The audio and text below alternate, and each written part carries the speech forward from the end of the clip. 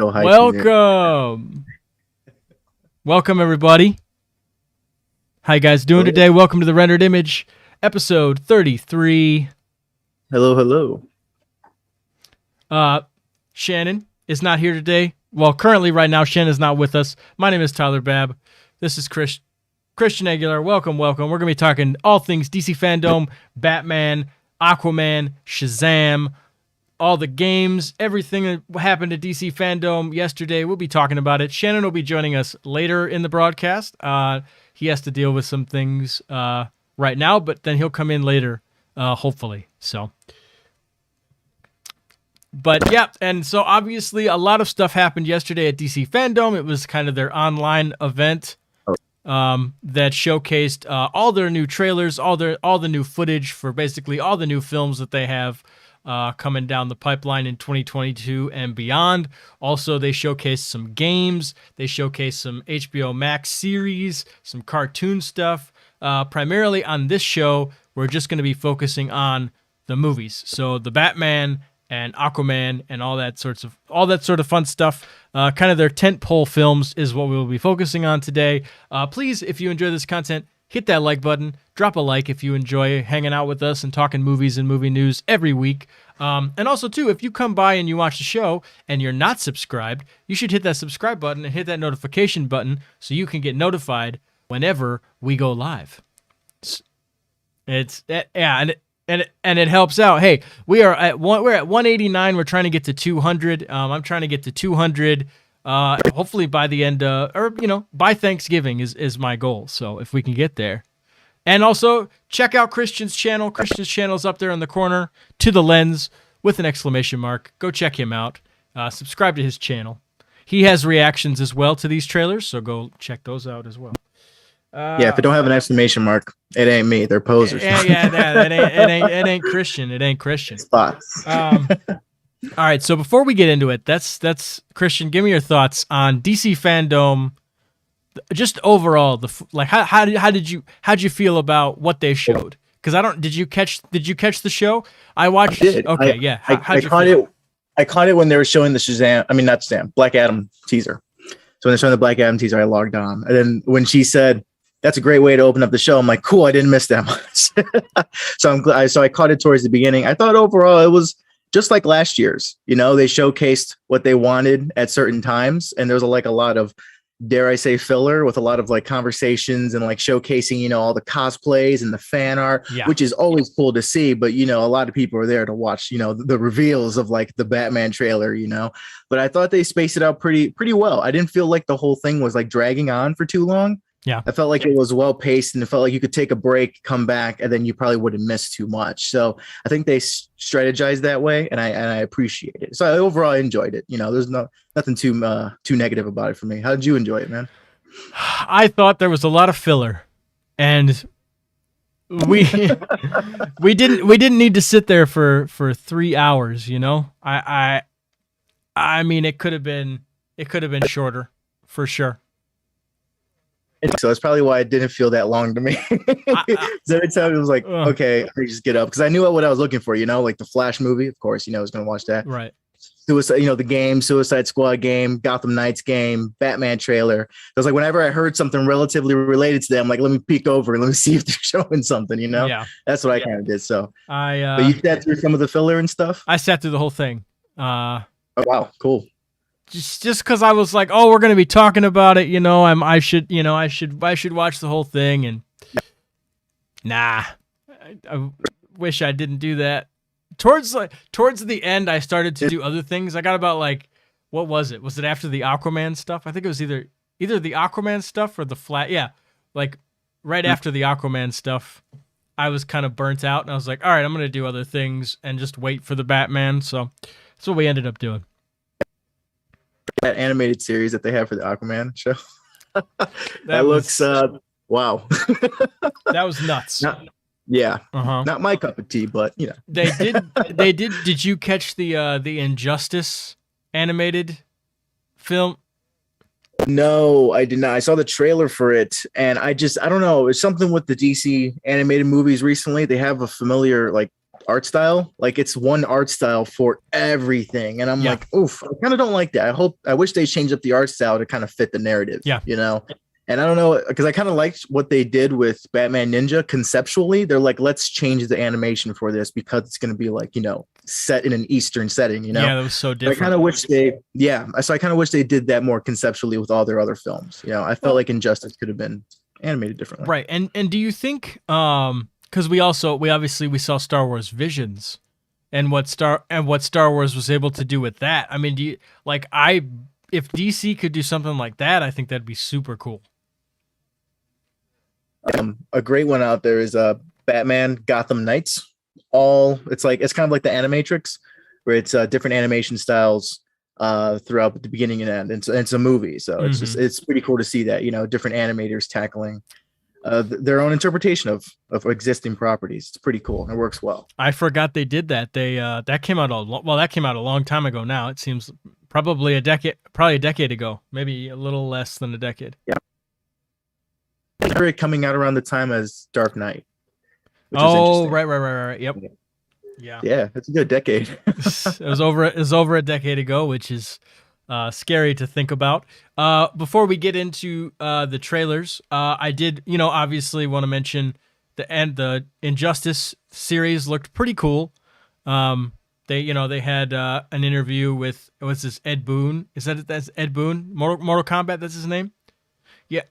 Yep, they had an interview with him, and he talked about how cool it was because the Injustice began with the games and then spawned a whole comic series and then went into now the animated thing, and we could potentially see it in live action someday. Who knows?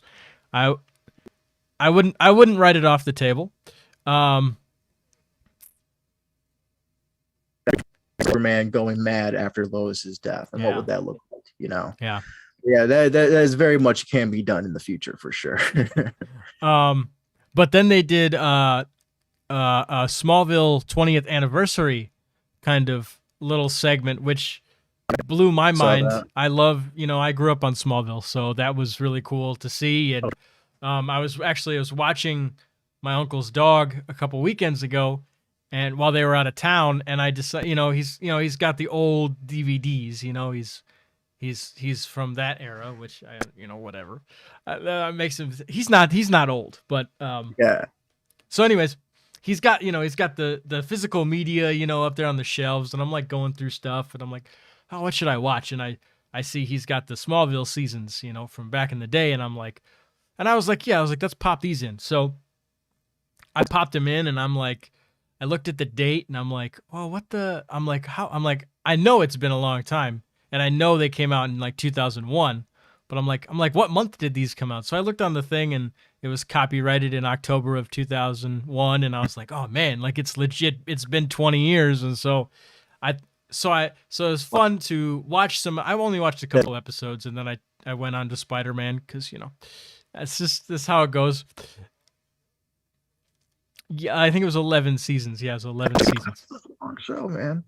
But that's insane. Oh, but it was interesting watching that, and then having them do the 20th anniversary, and they interviewed Tom Welling and all sorts of stuff. And he talked about, the interviewer asked him, they said, if you could add one thing to the show, what would you have added? And he was like, I wish we had a Bruce Wayne. We never had our Bruce Wayne, and that would have been cool. So, but I don't. Well, I think it was, it was right around. It started in the gap where there was before Nolan, right? There was no Nolan films, and then Nolan kind of reinvented Batman, and Batman. Warner Brothers was probably trying to promote Batman with Nolan, and they didn't want to. That was still back in the day where you didn't really. TV wasn't what it is now.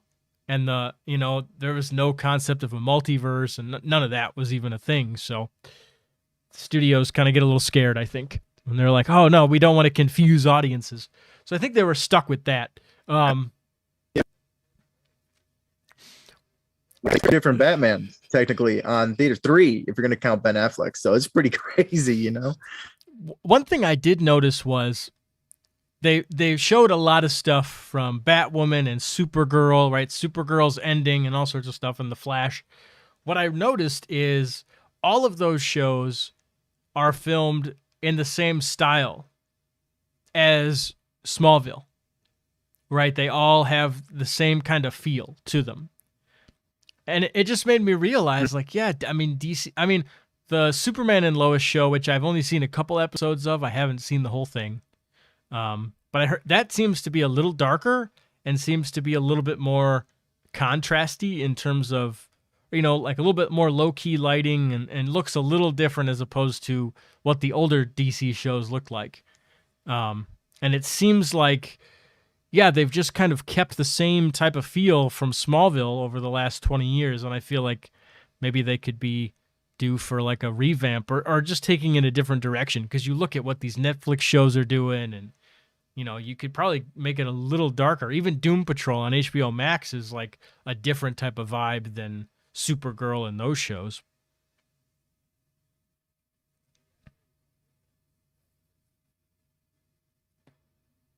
That's here. Let me see if I can. They can't hear you. Yeah. There's someone in the chat says can't hear Chris. And before I said it was cutting in and out. Yeah, now it says it can't hear you. I don't know why that would be. And before I said it was cutting in and out. Yeah, now it says it can't hear you. Hello. I don't know why that would be. I heard myself in the stream and I could hear one line I just recently said. So yeah, I can hear you fine.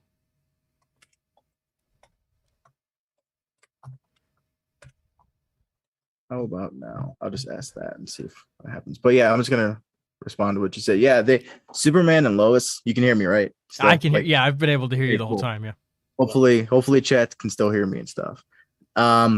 But when it comes to Superman and Lois, yeah, you're right. They are taking a darker approach, and I admire that, because they're like, okay, we've been having our fun for so long. Let's try to like narrow it down and try to tell something, a bit along the emotional side. And I haven't seen any full episodes of it, but just seeing like the little trailers and clips, it looks pretty good. Like compared to all the other CW shows, like the budget looks like it was thrown, it was thrown to them, man. Like they were giving some cash for this one, and I think it's because it's Superman and it's like one of the big names for it, but yeah, it is pretty cool. I wonder if this will, spawn any future shows with this caliber of a budget, that they'll look this good. I find it interesting how it spun off of Supergirl. Now you can hear Chris, but the sound does not stay stable. Interesting. I don't know what that would be. Go ahead, talk for me. I am talking right now. Talk. We're doing this during a live stream. Now I ran out of stuff to say. Went quiet for a bit there. Let's try that. Hopefully that works. Hopefully. But yeah, so let's get right into it, man. Let's waste no time talking about. Sure. Hopefully, I don't really know what's even to do about the audio, so hopefully it fixes itself. I tried to do something, and hopefully that works. But I don't really know what's even to do about the audio, so hopefully it fixes itself. I tried to do something, and hopefully that works. But okay, I was listening back to the stream. I'm sorry. No, it's okay. That's all right. I'm trying to check if it's all good. Okay, yeah, it sounds good for now. Right. I heard myself as well. All right, cool. Sorry about that. Let's get right into it. So what did you think about the Batman trailer? Let's dive right in. Oh, my goodness. I mean, first and foremost, my initial reaction is on my channel. So if you want to go and watch it, it is on my channel. Did a whole video on it. It's pretty fun. But my Lord, I absolutely adore this trailer. And I hope, because I know trailers are edited differently, but I hope this carries over and is reflecting the final product very closely. And it feels like it is, man. Like there's so much to unpack with this trailer. And I was just smiling all the way through.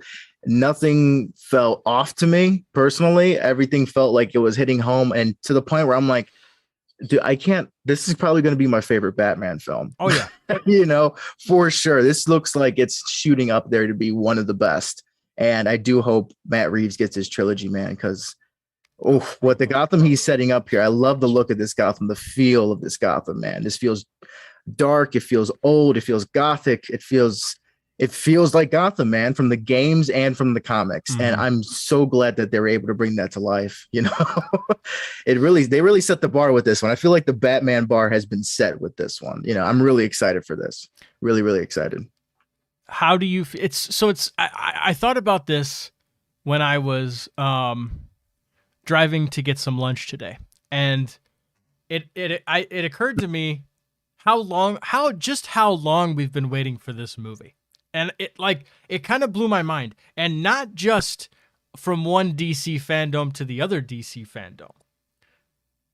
Matt Reeves has been writing this movie since like 2018, I think. I think around the time that either right around the time the Justice League came out or before that. Because Ben Affleck was originally working on a draft, and he was going to produce, direct, and star in his own version. And then that got shelved. They brought Matt Reeves on. And I'm telling you, that was either I don't think it could be 2016. It could go. That's what I'm trying to place that in my head, because it blew my mind. I was like, we've been waiting for this movie for a long time. Yeah, a Batman film for a long time, you know, like a solo Batman outing. Exactly. Because I think it was around the time, maybe after Dawn of Justice, when they were talking about Ben Affleck getting his film. I think it's when, probably when Justice League hit theaters, when they canceled it, I think. Maybe around then. Because I'm trying to think of when they canceled it. You know, it's interesting to know, did Matt Reeves always intend to do this? You know, or was he brought on to be like, hey, you're hired because, well, you know what happened with Ben, right? Well, anyway, you're hired to do this, you know. I wonder what the situation was there, you know, because this one really feels like it's coming from someone that loves the source material. This movie feels like either you, me, or Shannon did it, you know, like someone that really loves the source material. And that's how great this movie already feels, you know? Well, so yeah, I wonder how long this was with him. There are things, it's interesting because there are things in this trailer that I'm seeing, because a long time ago, before Chris Nolan made his Batman movies, Darren Aronofsky and Frank Miller were writing their own Batman movie, and that was going to happen before Nolan.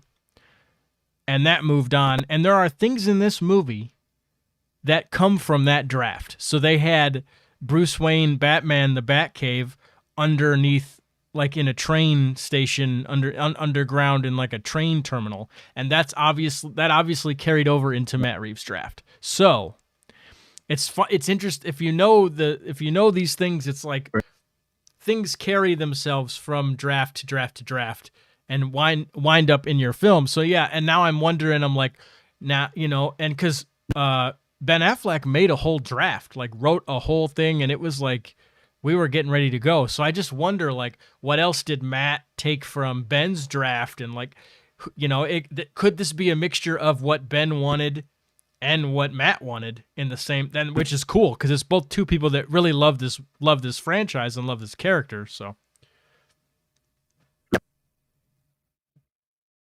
they're like, hey, here's the other unmade Batman dress. See what you can, you know, let's see if anything sparks from there.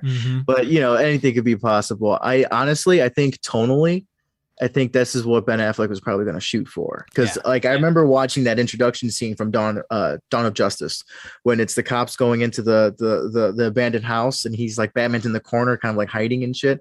It felt like a horror movie. It felt something like, you know, Seven-esque, which a lot of people are comparing this new film to. It feels like a detective story. So I feel like that's what he was trying to capture, was that detective vibe, that noir vibe. And I think that's what probably Matt Reeves took from Ben Affleck's, you know, because thinking back to when he did The Town, you know, crime movie, I think he probably would have brought that whole tone back with the Batman if he were to do it. However, I don't expect Deathstroke to pop up in this movie, which would be freaking insane if he does. But anyway, you know, they're focusing on something specific. That would be nuts. But so we're gonna go. So you guys know, we're gonna go frame by frame. We are dissecting the trailer. And when I tell you we're dissecting the trailer, I mean we're dissecting the trailer. There are other people out there online that say they dissect. I'm gonna tell you, we're gonna break it down. Not people, I love it. I've been watching some things and people are like, oh, we're dissecting the trailer. I will straight up tell you how they lit these things. Like, I'm gonna go so deep into this stuff. I could tell you what lens they shot this stuff on. I could tell I can tell you where the lights are placed and all sorts of stuff. We are going deep right now. So, let's start it off. If you're new here, please drop that like button. If you are a fan of the Batman, if you cannot wait for the Batman, hit that like button. We're starting off with the first trailer image. It pops up. We got Riddler, Paul Dano sitting in a diner. Now, Christian, they shot some of this in Chicago. I don't know, but throughout these images, we're gonna have to see, was this shot in Chicago or not? That's gonna be fun. We do know we had Josh on for the Matrix episode a few weeks ago. He actually worked on the Batman. So maybe when it comes out, obviously he's under NDA. So when it comes out, we'll have him on, and I'd love to have him talk about his experience. That'd be really cool. But yeah, but I asked him, hey, what are your general thoughts about the movie? And he's like, I can't even answer that, bro. I worked on it. I'm under control. I'm like, all right, cool. So if you want to see that, go over to that episode. It's pretty fun. Can't do it. But so it opens up. It's this shot, and the police are coming in. You know what I'm saying? They come into frame. It's raining. The blue light. What a great way to open the trailer. Moving on to the next image, obviously. And then they come in. We cut inside the diner. Paul Dano. Oh, also, too, you know what this reminds me of? Going back to this. You know what this reminds me of? The Nighthawks painting. Good comparison. I haven't heard anyone say that yet. That's one of the first. Dude, pretty cool. That's one of the first things I thought of when I saw this. I was like, just the people in the frame, in the window frame. Yep. Oh, for sure. That is pretty cool. Especially with a rainy city like this, dude. It's a whole vibe. Oh, yeah. A whole aesthetic. So you got Paul Dano, right, who plays the Riddler, and yes, this is the Riddler. For people who may be questioning, you can see he's got the glasses, but so he's got his hands raised, right, and the cops come in, okay, and once the cops come in, they treat him pretty badly. They slam him down. Now, another thing that I've noticed about Paul Dano in particular, he gets beat up a lot in movies. Do you know what I'm saying? That's. He just, because I immediately thought of Prisoners, and then I thought of Swiss. There will be blood. There Will Be Blood, and Swiss Army Man. I mean, he kind of goes, and I'm just like, man, this dude just all of his characters just get beat up by. Man, pretty cool. And so, I'm just curious. These few images of the Riddler, right? They're keeping the Riddler close to the chest, right? They are not showing a lot of the Riddler. What do you think? What do you think about the character? Why specifically this scene? Let's talk about this scene. What do you think's going on here? I thought it stood out to me that the GCPD are moving in on him. What seems to be like without Batman, like Batman don't know that they're probably doing this, whether that be I feel, and I wonder if that's the case here, because it looks like they were it looks like an infiltration, and I wonder if they're moving on the word of maybe the current commissioner, because I know Gordon's not commissioner in this yet; he's still lieutenant. Right. So are they working out based off of is this his order, or is this like a hunch that Gordon's doing on his own first? Like, is this him taking the cab and being like, the current commissioner is corrupt? Fuck him. Let me go and, take my men and, we do what we do.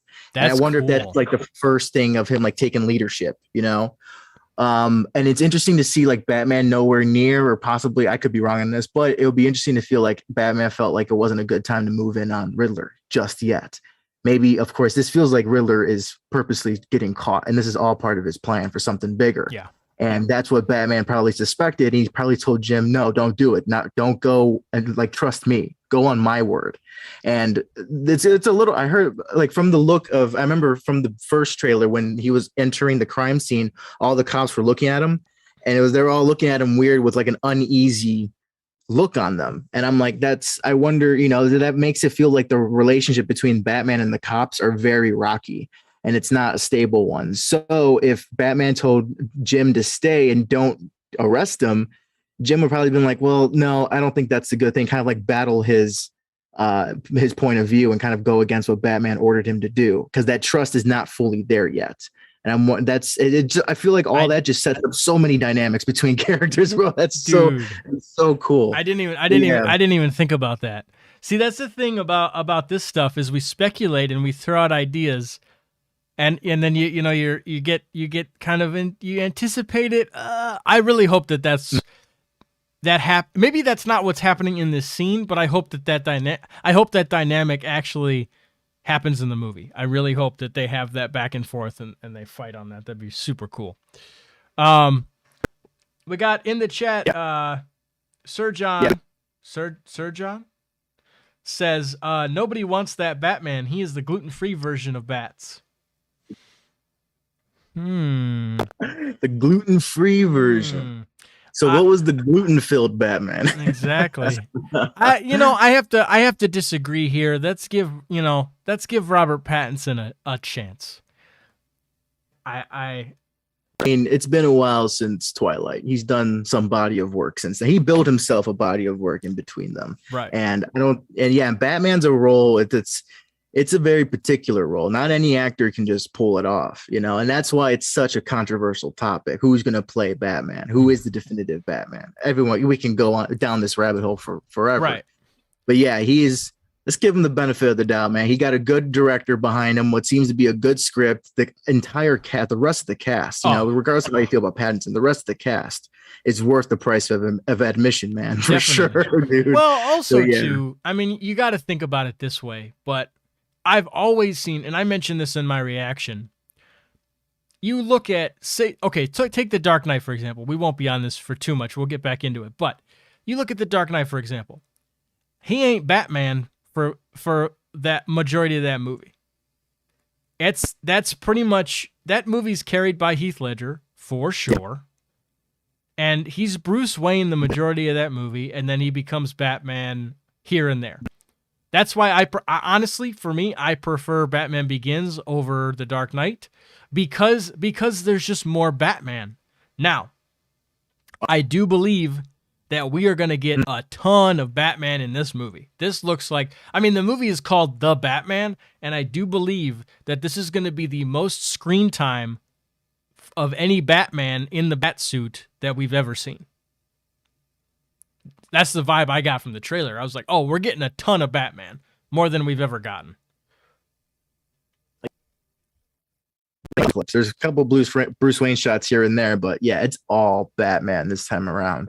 And I love that confident choice, man. They're like, if we're going to do a Batman movie, we're going to give you Batman, Which is, and that's what makes me excited about this, man. It's going to be a tormented character, very broken character. And I think he's going to build into the hero that we know him to be later on. This is a troubled person that we're starting off with. So it's going to be pretty interesting to see. This is a troubled person. And as we break this down, you could pretty much kind of tell what's going on in the movie. Like, besides the Riddler, like I don't know what the Riddler's overall plan is, but in terms of Robert's arc, I can pretty much tell what's going to go on. Like you can see it in this trailer, which is cool. Like I'm down. I don't think I'm spoiled by any means. They're still keeping Riddler close to the chest. So, moving on to the next. Obviously, this is the opening. We got the question mark in the cup. All sorts of fun stuff. Well, even this, man. There was so much. Excuse me. There was so much tension because we're pushing in on the cup, and you're like. I remember just being like, what's in the cup? What's in the cup? Because it could have been anything. Like, you know what I'm saying? I'm like, is it another card to the Batman? Like, what, who knows? I know. So Yeah, it could have been. It could have been a. anything. Could have been a finger. We could have been super dark, and he could have been drinking some blood. Like, who knows, man? Right, his finger, you think? Did they show like? I think he. Or did Yeah, they- no, I think he did that. Or the barista up at gunpoint and be like, "Hey, make this a certain way. I want this design on the top." I doubt it. I doubt it. I think it. I think pretty he hilarious. definitely did it. But then we're going on to the next shot. Obviously, we got the bat signal or the bat warning, whatever you want to call it now. It's not a signal. And yeah, this is like super early days. Obviously, this is that looks like some metal that was wedged in on the light there. Spotlight here. What can we do with this? Here's some scrap metal. Let's it is pretty cool. I love the fact that it's like a heated bulb. It's very hot, and I love how the water drops on it and it's like steaming, creates that nice mist and stuff like that. It looks very beautiful. Something very, very much in a comic book. You would probably see that drawn. You'd like see those. smoke. You'd see the Exactly. raindrops, everything. They brought So- that here. Whose idea do you think it is? Do you think it's Batman's idea to create this, or do you think it's Gordon's idea? Honestly, I think it could be Gordon. If they're really going to try to establish the relationship, Gordon would be like, "Okay, well, this is how I'm going to call you," and then he's like rams it in there or something like that, because I don't think Batman would go out of his way to be like, "Hey, if you ever need my help, call me," So Exactly. it would be like Gordon's like, "Well, this is how I can contact you without it," and it makes me wonder if this movie, I don't know if they really revealed it yet. Prove me wrong, please. But is this movie going to be set in a time period where there's no internet? Because I don't know if it's going to be set in a modern time, like if it's going to be set in modern day with internet, why wouldn't he have like a way to contact him via like a tablet or something? I guess true, you don't want to be traced or whatever, but I feel like they would have put something, like a sign feels so timely. It feels like a very modern way, like a world before internet. I can't ring up the Batman. This is the only way I can call him. I wonder if that has anything to do with it. Maybe I'm thinking too much about it, and maybe there is going to be like cell phones, smartphones in this film. But I wonder if that plays like, is this going to be set during a certain time period? Which would be very interesting. Well, I can give you an answer because in the there's one shot later down the road of a news broadcast, and it says that the Riddler's live streaming. There is internet. Yep, that's true. It doesn't say like live broadcasting or anything, but it's live stream. So like what we're doing. Okay, that's cool. Never mind. I was getting really into the fact that it was set during a certain time period because it would have fueled my theory that it's like kind of like set within Joaquin Phoenix's universe of Joker. If it's set during a certain time period, but no, scrap that. I'm going too crazy. Forgive me in my rabbit hole. It's all good. Drop a like if you guys are new here. If you guys are just joining us and you're not subscribed, hit that subscribe button, man, because we talk about Batman, we talk about movies. It's a fun time every Thursday, 8:30 p.m. Central Standard Time, and not every Sunday, but we do majority Sundays here on the channel. Let's move on to the next image. Now, this is super interesting because this location is going to show up at the end of the trailer. Just letting you know. I didn't realize it when I watched the trailer, but as I went frame by frame, I'm like, "Oh, this is the same location." Very cool. But obviously, we get a little look at Gotham City. Obviously this is very high up. Yeah, it is pretty high up there. When I look at the city on the right side, it looks very much like Chicago. Oh yeah. It looks.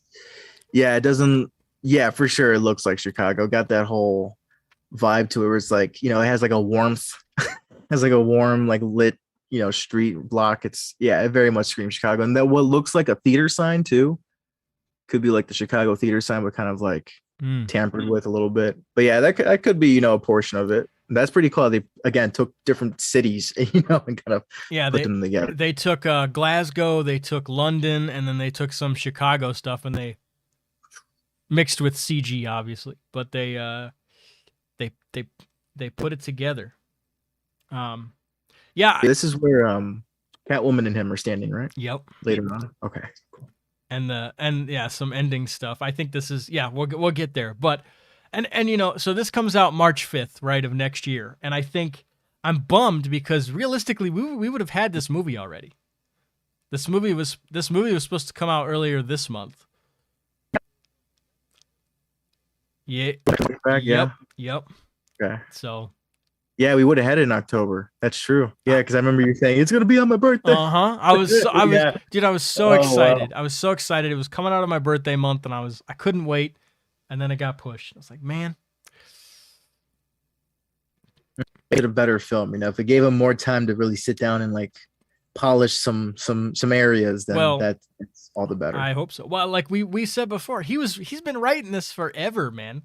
This film was being written back in 2017, 2018. They've been with this movie for so long. I can only imagine as a studio, you're just like, can we release this, please, so we can make $1 billion?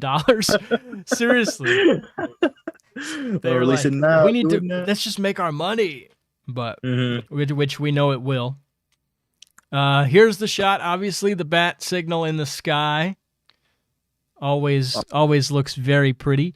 One thing, that I realized too was how much I miss. It's been a long time since we've had a Batman film. Unfortunately, I don't really count Ben Affleck's outing as Batman films. I just don't, because he didn't have his own film. So, we got glimpses, but we never got a full-on Ben Affleck Batman movie. So it's really nice to finally get one. I'm like, yes. Because it's been almost a decade, I guess, if you count Dark Knight Rises as the last one. It's been almost 10 years. Yep. So it will have been 10 years. And yeah. Not a Batman movie. Yeah, it's time. It's time. Well, not only that, a decade without a Batman movie, but we had a Batman. It's weird. It's so strange. And then next one. And then here's our first shot of Mr. Robert Pattinson as Batman.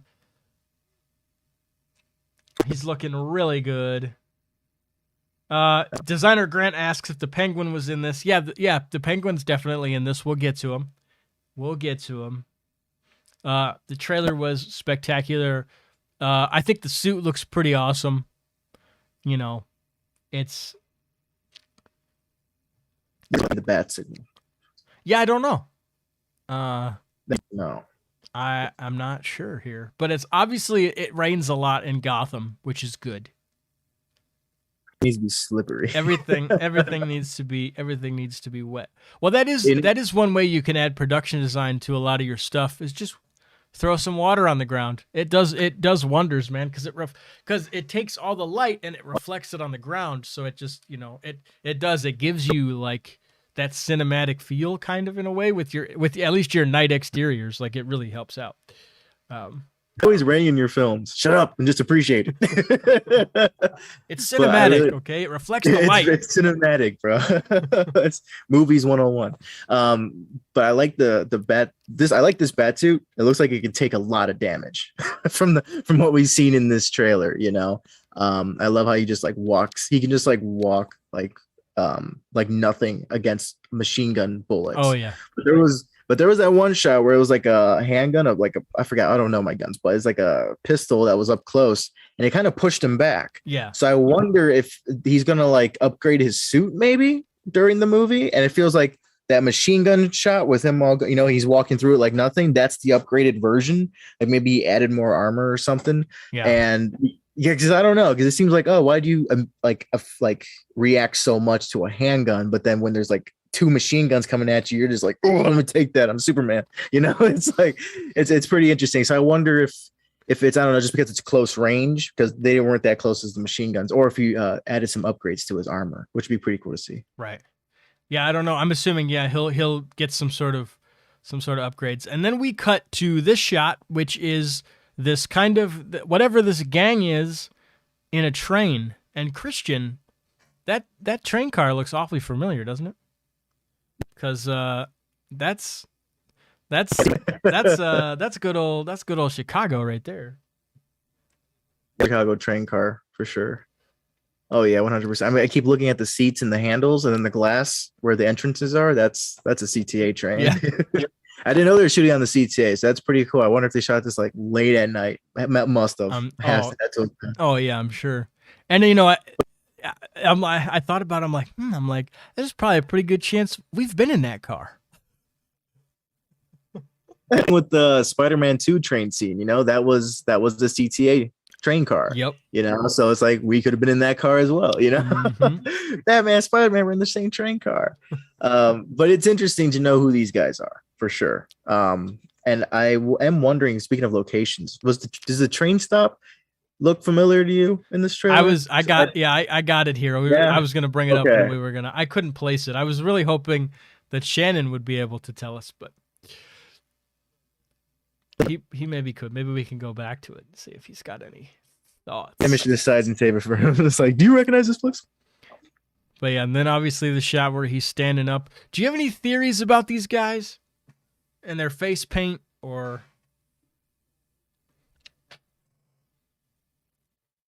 Cell phone, which I'm remembering now. But one of my theories is from originally, because when I was like really hyped up on it being set in the same universe as Joaquin Phoenix, like they would be like inspired by the events of that movie, and that's why they have that whole clown theme going on with their makeup. So there's like, you don't like necessarily, there's not a Joker out there yet, maybe, but they're still inspired by the anarchy that happened back in the 70s or whenever that was, set, and that could be like a form of like a gang that just, like terrorizes people. Or this could be Penguin's gang, not game, but Penguin's gang. We don't know specifically what his henchmen look like. Yeah. So I feel like if he has like a crew, like a specific crew of teenagers that he probably hired off the streets or took in off the streets, I'm curious to see if they're going to delve into that whole orphan side of things, like, because Gotham is like filled with orphans, like people coming off the streets and kids like being in trouble, but then like turning their abilities and kind of like doing good. So I wonder if Penguin does that on like his side, like he like hires kids off the streets and be like, hey, if you want to do these runs for me, you want to take care of this guy for me, this and this and that, So I wonder if these guys are maybe connected to the Penguin, and this is just another reason as to why Penguin has so much animosity towards Batman. He's like, well, he not only broke into my nightclub, he fucked up my other guys too. So he's like, what the fuck? Like he's tampering with him more and more. Right. Yeah. So that's what I think. Yeah, there's so many theories. The Penguin, I kind of buy the Penguin one. I lean into the Penguin theory more than the other ones. A lot of people think that there's a Joker in the universe, and that they're tied to the Joker, and I'm like, I don't think so. It just, if there is, say if that was the case, I wouldn't see them trying to like introduce him via random gangs in the street. It's like, it's kind of weird, but yeah, and I feel you. I feel like the Joker's gonna come to test Batman. You know what I'm saying? And you could, yeah, he should be a big villain. Yeah, and you could set it up too in the future where it's like, oh, the Riddler tried. Whoever the next villain's gonna be, the Penguin tried, didn't succeed. The Riddler tried, didn't succeed. But here I come, and I'm gonna give you a real run for your money. So. Yeah, that sounds like a third film villain. That sounds like a cap off the trilogy type villain. Definitely. So it'll be interesting to see what they do for sure. And then we move on, and obviously here he comes. He's walking out of the shadows. Looks so good. The sound design. Yeah, exactly. That's pretty cool. It's incredible. Here's the shot of that train. That's the stop on the train. I can't tell where that is. Obviously, it looks like it's around Chicago. Like it looks like it's around Chicago, but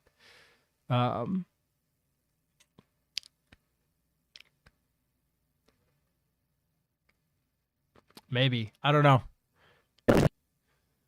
One of those lovely places.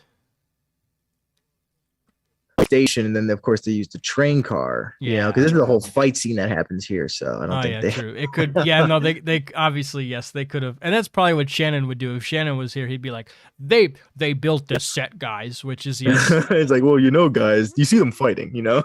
So that's fun. But moving on. And then obviously here he's grabbing this dude. This guy so in the trailer, this guy this is the guy you're talking about with the gun. He pretty much shoots him point blank, and that pisses him off. That does not make him very happy. And he grabs this dude and ends up tasing him. He's got like a little taser on his hand or whatever. Yeah. Gadgets in this movie. That brings up his gadgets for me. Yeah. Like, is it like just a normal taser, or is it like in his glove somewhere? Which reminds me of the Arkham Origins, I believe, that was introduced with. Yeah, where he had the electric gloves and you can, you know. Mm-hmm. So I wonder if that's going to be incorporated in here as well. Yeah, I'm wondering how he's tasing him as well. But I do like his facial expressions in this fight. Like, you really get the sense that like he's scratching an itch, you know, like this is something he's been wanting to do. And especially when he's tasing the dude, you see that look in his face, like he's like, you know, basking in it. He's basking in that violence. He's like, "Oh, I hope you're feeling this. You know, I hope you're getting what you deserve." This image right here, yes, yes. My goodness, he's like, "Yes, motherfucker, yes, burn to a crisp." I'm like, "Dude, relax. You're not Black Adam." I was like, "Relax." But I love how you can see the white in his eyes as well. They really stand out against the black cowl. Really feels comic book-esque. You know, because the comic says the white. Right. And I think that's something, you know, there's always been that debate of like, oh, they should have the white eyes, or like, where are the white eyes? And it's like, you can't do, or that wouldn't look good on film, because you connect through actors. When you watch somebody on the screen, you're looking at their eyes. That's what you're connecting to. So if you don't have that, but that's a whole other story. Exactly. There are actors obviously that have their face covered, but I think you need to see their eyes. You need to see Batman. Sure. You need to see his eyes, and that just proves it right here. So if you're in the white eyes camp, or if you're in the no white eyes, I'm in the no white eyes camp, because for this very reason. How many times do we see him act and emote with his eyes in this trailer? You need to see his eyes. Yeah, exactly. And then obviously they're sitting there, and the gate lifts up, and then we have the Riddler sitting across from Batman. Probably the first time that they've met. I'm assuming this is after they catch him at the diner.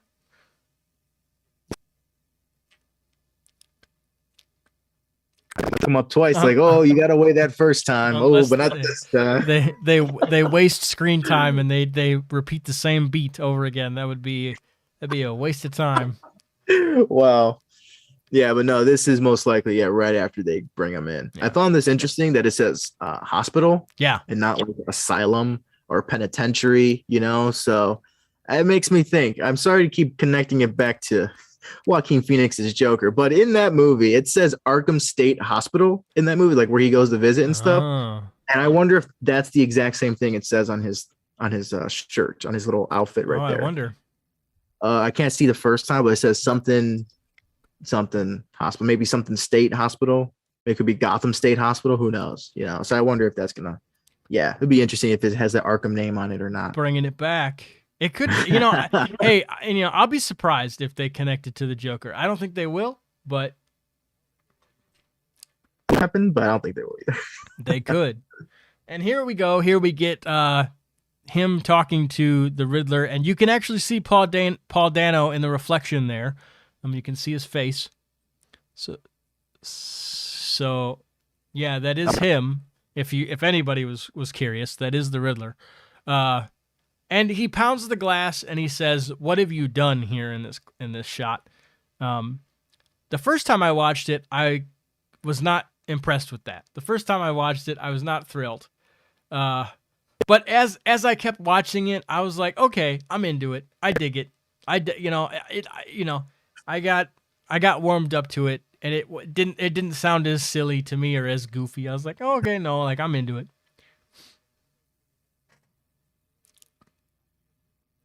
they don't taste good on the first bite. You gotta have like 2 or 3 more, you know, and then they're like, okay, I get the flavor now, you know. But yeah, I love this. I love this aggression, man. Of course, they're mirroring.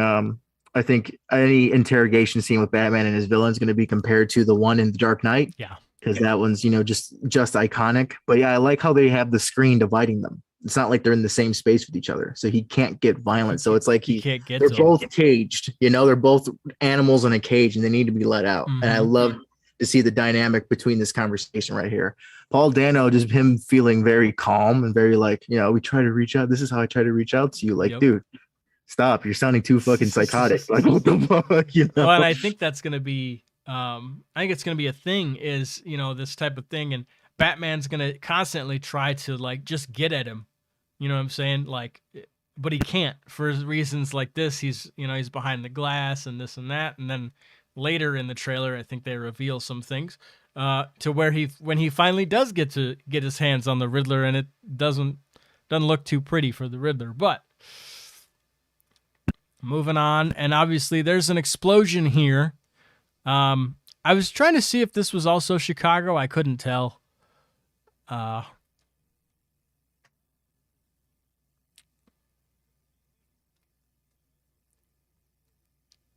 Yeah, for sure. Especially from the loop, because they have those turns like that. Mm-hmm. But the devil shall appear. All right. Well, we got Shannon is being summoned. We got Mr. Shannon. I need to turn on his camera. There you are. Hello. Welcome, welcome, sir. Welcome. I am here. Sorry for being late. That's all right, man. Welcome to the show. Yeah, you know how late you are, sir. We were just trying to figure out if this explosion shot was in Chicago or not, but we can't tell. I was thinking maybe the train portion was taken from it, from like the loop or something. But the rest of it could be composed with like CGI shot because they got explosion going on there. Oh, I mean, they could have just used took footage from the loop and then just used that as the mat and then composite the explosion. Who knows? But I mean, that looks like it's in camera, so yeah, I don't know what they could have done. You want to show them the train station shot, or no? We kind of summed that up.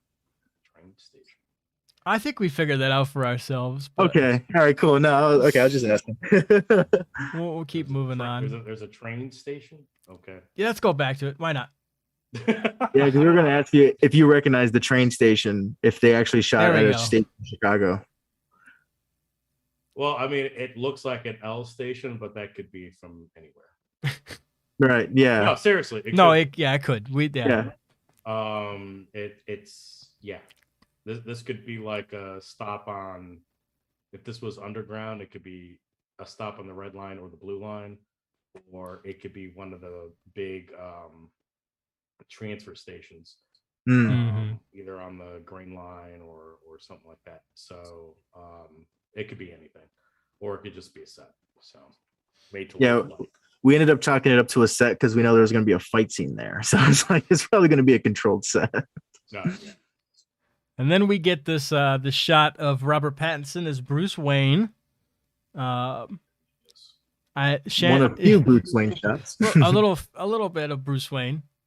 Just like we discussed, we're gonna get in the movie. We're gonna get more Batman and less Bruce Wayne than we've gotten in the past, I think. Mm-hmm. Maybe not. Who knows? It could be a split, but definitely more Batman than we've ever gotten. We've definitely seen a lot of Batman in the trailers. That's for sure. Yes. Yeah. Obviously there's a funeral that's going on that we saw in the other trailer, and Bruce Wayne is arriving.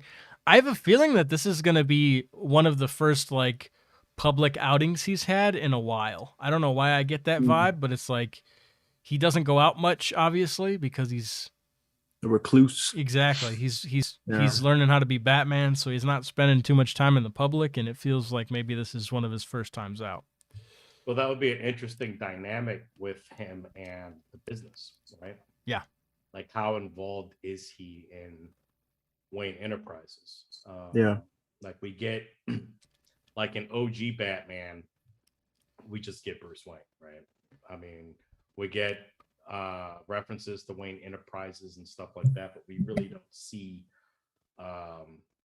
him working as Bruce Wayne, president and CEO of Wayne Enterprises. I mean, I think you get something in Batman Forever, and I think some stuff, and there's a scene in Batman and Robin where he's like touring the laboratory as Bruce Wayne and representing Wayne Enterprises, but I think that's about it.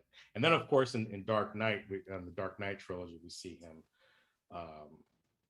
you know, as he assumes his role as Bruce Wayne, that he takes over, he takes the company back, you know, from the board. Yeah. Because I guess for a while it was just the board that was running things, and Rutger Hauer's character, Mr. Earl, I think that's what his name is in Batman Begins. He's basically running the company. He wants Bruce Wayne out of it, you know, just stick to the sidelines and be a playboy, and then he eventually takes it back. It'll be interesting to see how he handles Wayne Enterprises. I know that that's not going to be like a major plot point in this story because he's got larger stakes going on, but still he is this, you know, being the leader of Wayne Enterprises. I mean, that's where his resources comes from. Not just his personal wealth and his family wealth, but his resources comes from Wayne Enterprises. He can't do anything. He can't be the Batman he wants to be without the resources from Wayne Enterprises. So it's going to be interesting to see what that interaction is. And maybe with him being Batman and trying to figure this shit out, you know, how is that going to handle, how is that going to be seen like in the public light?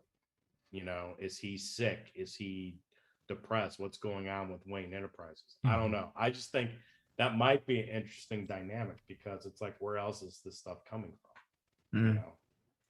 Yeah, I mean, he and Alfred are making this stuff up, but it's got to come from somewhere. At least with the Dark Knight trilogy, we get introduced at the very beginning to Lucius, right? Yeah. And so we get that connection. But like here, it's like, you know, is he stealing from his own company? I don't know. Right. You don't know. Yes, I mean, especially if they're gonna bring up his parents. You know, there are people like, oh, are they gonna go over the Wayne murders again? I'm like, well, you kind of have to. It's Batman's story. You know, that's the main thing. It's the main reason why he's Batman. So, you know, to fill in the shoes of the business people that Martha and Thomas probably were. You know, like that has a lot to do with it. So yeah, I hope they tap her in with his business side. Especially if they're gonna show a corrupted city too. You know, there has to be probably corruption going on within his own enterprise as well that he has to probably wake up and see. So yeah, that'd be pretty cool. And who knows? I mean, the Riddler could be messing with that too. You know what I'm saying? Where it's like, true, right? You know, well, like in Batman Forever, they have the Riddler as a excuse me, he was a former Wayne Enterprises employee, right? So there was like that personal grudge. No matter how wacky that movie was, there was still that personal grudge and vendetta because it not only was Nigma in Batman Forever personally rejected by Bruce Wayne, right? He sees Bruce Wayne as symbolic of the idiocy of the masses, and he doesn't recognize his own, you know, Nigma's genius, and he's going to make sure people understand how smart he really is, right? And in Batman Forever, that's made very personal between the two. Here, it'd be interesting to see if they make a similar connection or they just leave it as ambiguous. It's like they're complete strangers. He's never worked for Wayne Enterprises, and he's just some super smart guy who wants to burn everything down. Who knows? True. Maybe he also could be trying to expose something greater, something bigger, like a bigger threat. And this is the only way he knows how to, and the only way to get Batman's attention, you know, and he's trying to lead him to like a bigger reveal. Could be anything. Well, there's suggesting that the Riddler could be an anti-hero. What? There's hey, there is that line where Gordon's in the trailer where Gordon says it's like a powder keg, and then Bruce Wayne or Batman or whatever says, and Riddler's the match. So yeah, Makes him seem like he's It's part that of a bigger escalation thing. speech at the end of Batman Begins. And then we get whoops. Oh my goodness. Keep You taking skipped the it down. heel. Wrong shot. Oh my goodness. Yeah, Let's so just talk about Catwoman. Bat. then we get the Catwoman sequence. We see her leg, her foot. Ooh, so We see her fuck. Already so seductive, but the foot. so great. Love it. She's okay. Now here, so this is my question. What do you think the relationship is here with Bruce and Selena Kyle? Do you think this is the first time they meet? Do you think they know about each other? What do you think? I think it's all strictly with the costumes. I think that's how they'll know each other, and then this will probably be like, oh shit, do I know you? Like they'll be familiar with their presence. I feel like when they meet here, I don't think Selena's unmasked to him yet, possibly, Okay. and then it's not until later where she kind of like unmasks him, which is where I think is that scene where they're standing, possibly where the signal was at. I think that's where she takes off her mask and kind of like has a one-on-one to him, And so I think this, could be the first time where they're seeing each other without the costumes. And they're like, I remember you from somewhere. That's what I think. I could be wrong. And then we got this shot, which is one of my favorite shots of the trailer. This is so awesome. That's a panel from a comic book. Like that could be a panel, like drawn silhouettes for sure. I can see that. That's and cool. this is the, you can see the bat signal in the corner there. This is the same. Oh, yeah. This is the same place. Nice. I wonder if does it turn into a musical here, and do they do a dance number? It's certainly lit for it. Do you think this is the morning, like from night to morning? I mean, it could be sunrise, or I think this is sunset. You think that's sunset? Just because of a few other images that show up later. Interesting. Yeah. And then obviously here she's kicking some butt. I don't know who this person is that she's squaring up against, but she's throwing it down. Now I wonder what her motivation is in the movie. That's kind of what I've been trying to figure out too. Is like, I mean, there was a shot of her loading a gun and kind of like hiding it in a purse. So I want it seems like a violent motive, kind of like an eye for an eye, maybe. Who knows? I wonder if she wants to, because the way that I see it is like, and same thing with the gun. I feel like she wants to get revenge on somebody in the movie. Mm-hmm. And Batman kind of talks her out of it, I think, maybe. And that would work. Or maybe, he doesn't even talk her out of it. It's that moment where she sees him beating up on potentially what it could be Riddler. Who knows? But that shot where he's like, Batman's going like ham on someone, and she's like, whoa, what the fuck? Maybe that's where she realizes like, oh fuck, maybe violence isn't like, do I really want to kill this dude? Am I really gonna let it corrupt me? Like as it's corrupting him. What did you say, Shannon? It's like, this dude's crazy. This dude's fucking crazy, man. The Batsuit didn't give it away, but him pounding on this guy is fuck. Well, she dresses like a cat, so the fact that every time I see him and every time I talk to him, he doesn't say a word to me. That'd be awesome if he's just completely silent. He just gives, because that's how they make it seem in the trailer. It's like she says a line and then they cut to him and he's just staring at her. It's like stares intensely. Next shot, obviously here's Selena Kyle. Now, obviously this is a different time period because she's got longer hair. So which could be a flashback. This could be a flashback. This could be like the day before she cuts her hair. I don't know. It looks like maybe she could be training, hence the tank top. Looks like she's probably like doing some like maybe parkouring to kind of get used to like scaling from building to building, edge to edge. But this could be like moments before she cuts her hair. She probably feels like it's too much weight on her. She wants to be more fast, agile. So she makes that decision. Or could be a part of her transformation. Deleted scene, and they changed her hairstyle, and now it's something else, but they just put it in. Oh yeah. To throw us off. It could be that too. Well, a lot of trailers use scenes that are not in the film. In the final film. Okay. Right? They're either left as deleted scenes or they're modified. And this could be it, or there could be a logical explanation for it. I felt like Marvel was mainly the ones to do that, but outside of Marvel, a lot of All sorts of productions Okay. can do that. That's like for me. So like when I watch trailers, Yeah. I take them with a huge grain of salt, regardless of who it is and who's doing it, because things may end up completely. They'll do a trailer specifically to entice people, and what the narrative of that trailer is can be a complete misleading of what's going to happen. So it's like I get hyped. Like for this, for this trailer overall, I am hyped. This was a really good trailer. But that doesn't tell us, again, like how we're talking right now. We don't know what kind of agency is Catwoman going to have. What is going to be her her interaction between Batman / Bruce Wayne, right? Like how do they meet? There's a scene where she's wearing a pink wig and it looks like it's a party or something like that. Maybe she meets Bruce Wayne at a party wearing the wig or something like that. True. Right?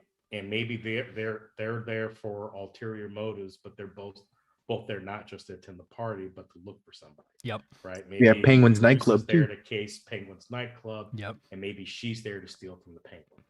What's that? What's that called? Is that in the Arkham games? Oh, the Iceberg Lounge. Yeah. That'd be pretty cool to see on the screen. The Iceberg Lounge. That's so cool. Next one, obviously more Catwoman with the motorcycle helmet. Fun stuff. I feel like that motorcycle helmet shot is part of a sequence that was probably shot in Chicago. I remember they said there was like a lot of vehicles here, like motorcycles, and cop cars. So she could be a part of that chase. Who knows? Maybe it's after they attend the Iceberg Lounge. Maybe they escape on the bikes. Oh, that's cool. And then obviously this is a shot in the Iceberg Lounge, I would assume, of Oswald Cobblepot. Right, like his penthouse or something, or his office. He's looking out at the sun. I feel like, he's going to be like the tragic villain. They're probably both going to be, him and the Riddler are probably going to be pretty tragic villains, but I'm assuming this is like I'm a monster. I think, and Danny DeVito's Penguin kind of very much had that. I don't know why I was going to say kind of had that. Very much that was the arc of that character.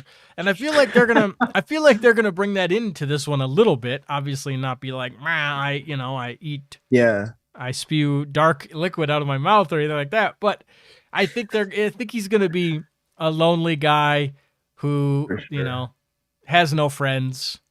Yeah. And then, I thought that was portrayed well on the Gotham show. The Gotham series, I was with Cobblepot on that series, man. Right, yeah. Really well done. I thought that was really great. But what I like about this Colin Farrell one is that it looks like he's going to have probably some deformality, but from combat. Probably Batman kicking his ass so much is going to deform his face and maybe kind of like into that ugly thing. I have a different theory. Oh, interesting. I don't know. I don't know if it's true. I gotta wait till we get to the photo, but. Oh, okay. Just know, because Penguin's got the scars on his face and everything, and I'm just curious. I wonder if we'll go to the next photo. Right here. Oh. Alfred also has scars on his face, and I think it'd be super cool if those two tussled at some point. Oh, right. That would be pretty cool. Those two guys scrapped and got into it somehow. That'd be kind of fun. Maybe at some kind of like Met Gala or like gathering. Like, what if Alfred was representing the Waynes because Bruce Wayne ain't coming out in public because he's a recluse and shit? So what if they sent and Alfred's like their representative? Well, and they probably, I don't know. Exactly. Yeah, it'd be interesting to see like what brought them together if that's true. That's a cool theory. But this is our first look at Alfred, which I'm so excited. This is going to be such a great Alfred. I'm so excited. Dude, Andy Serkis is so good, bro. Like he's going to be amazing.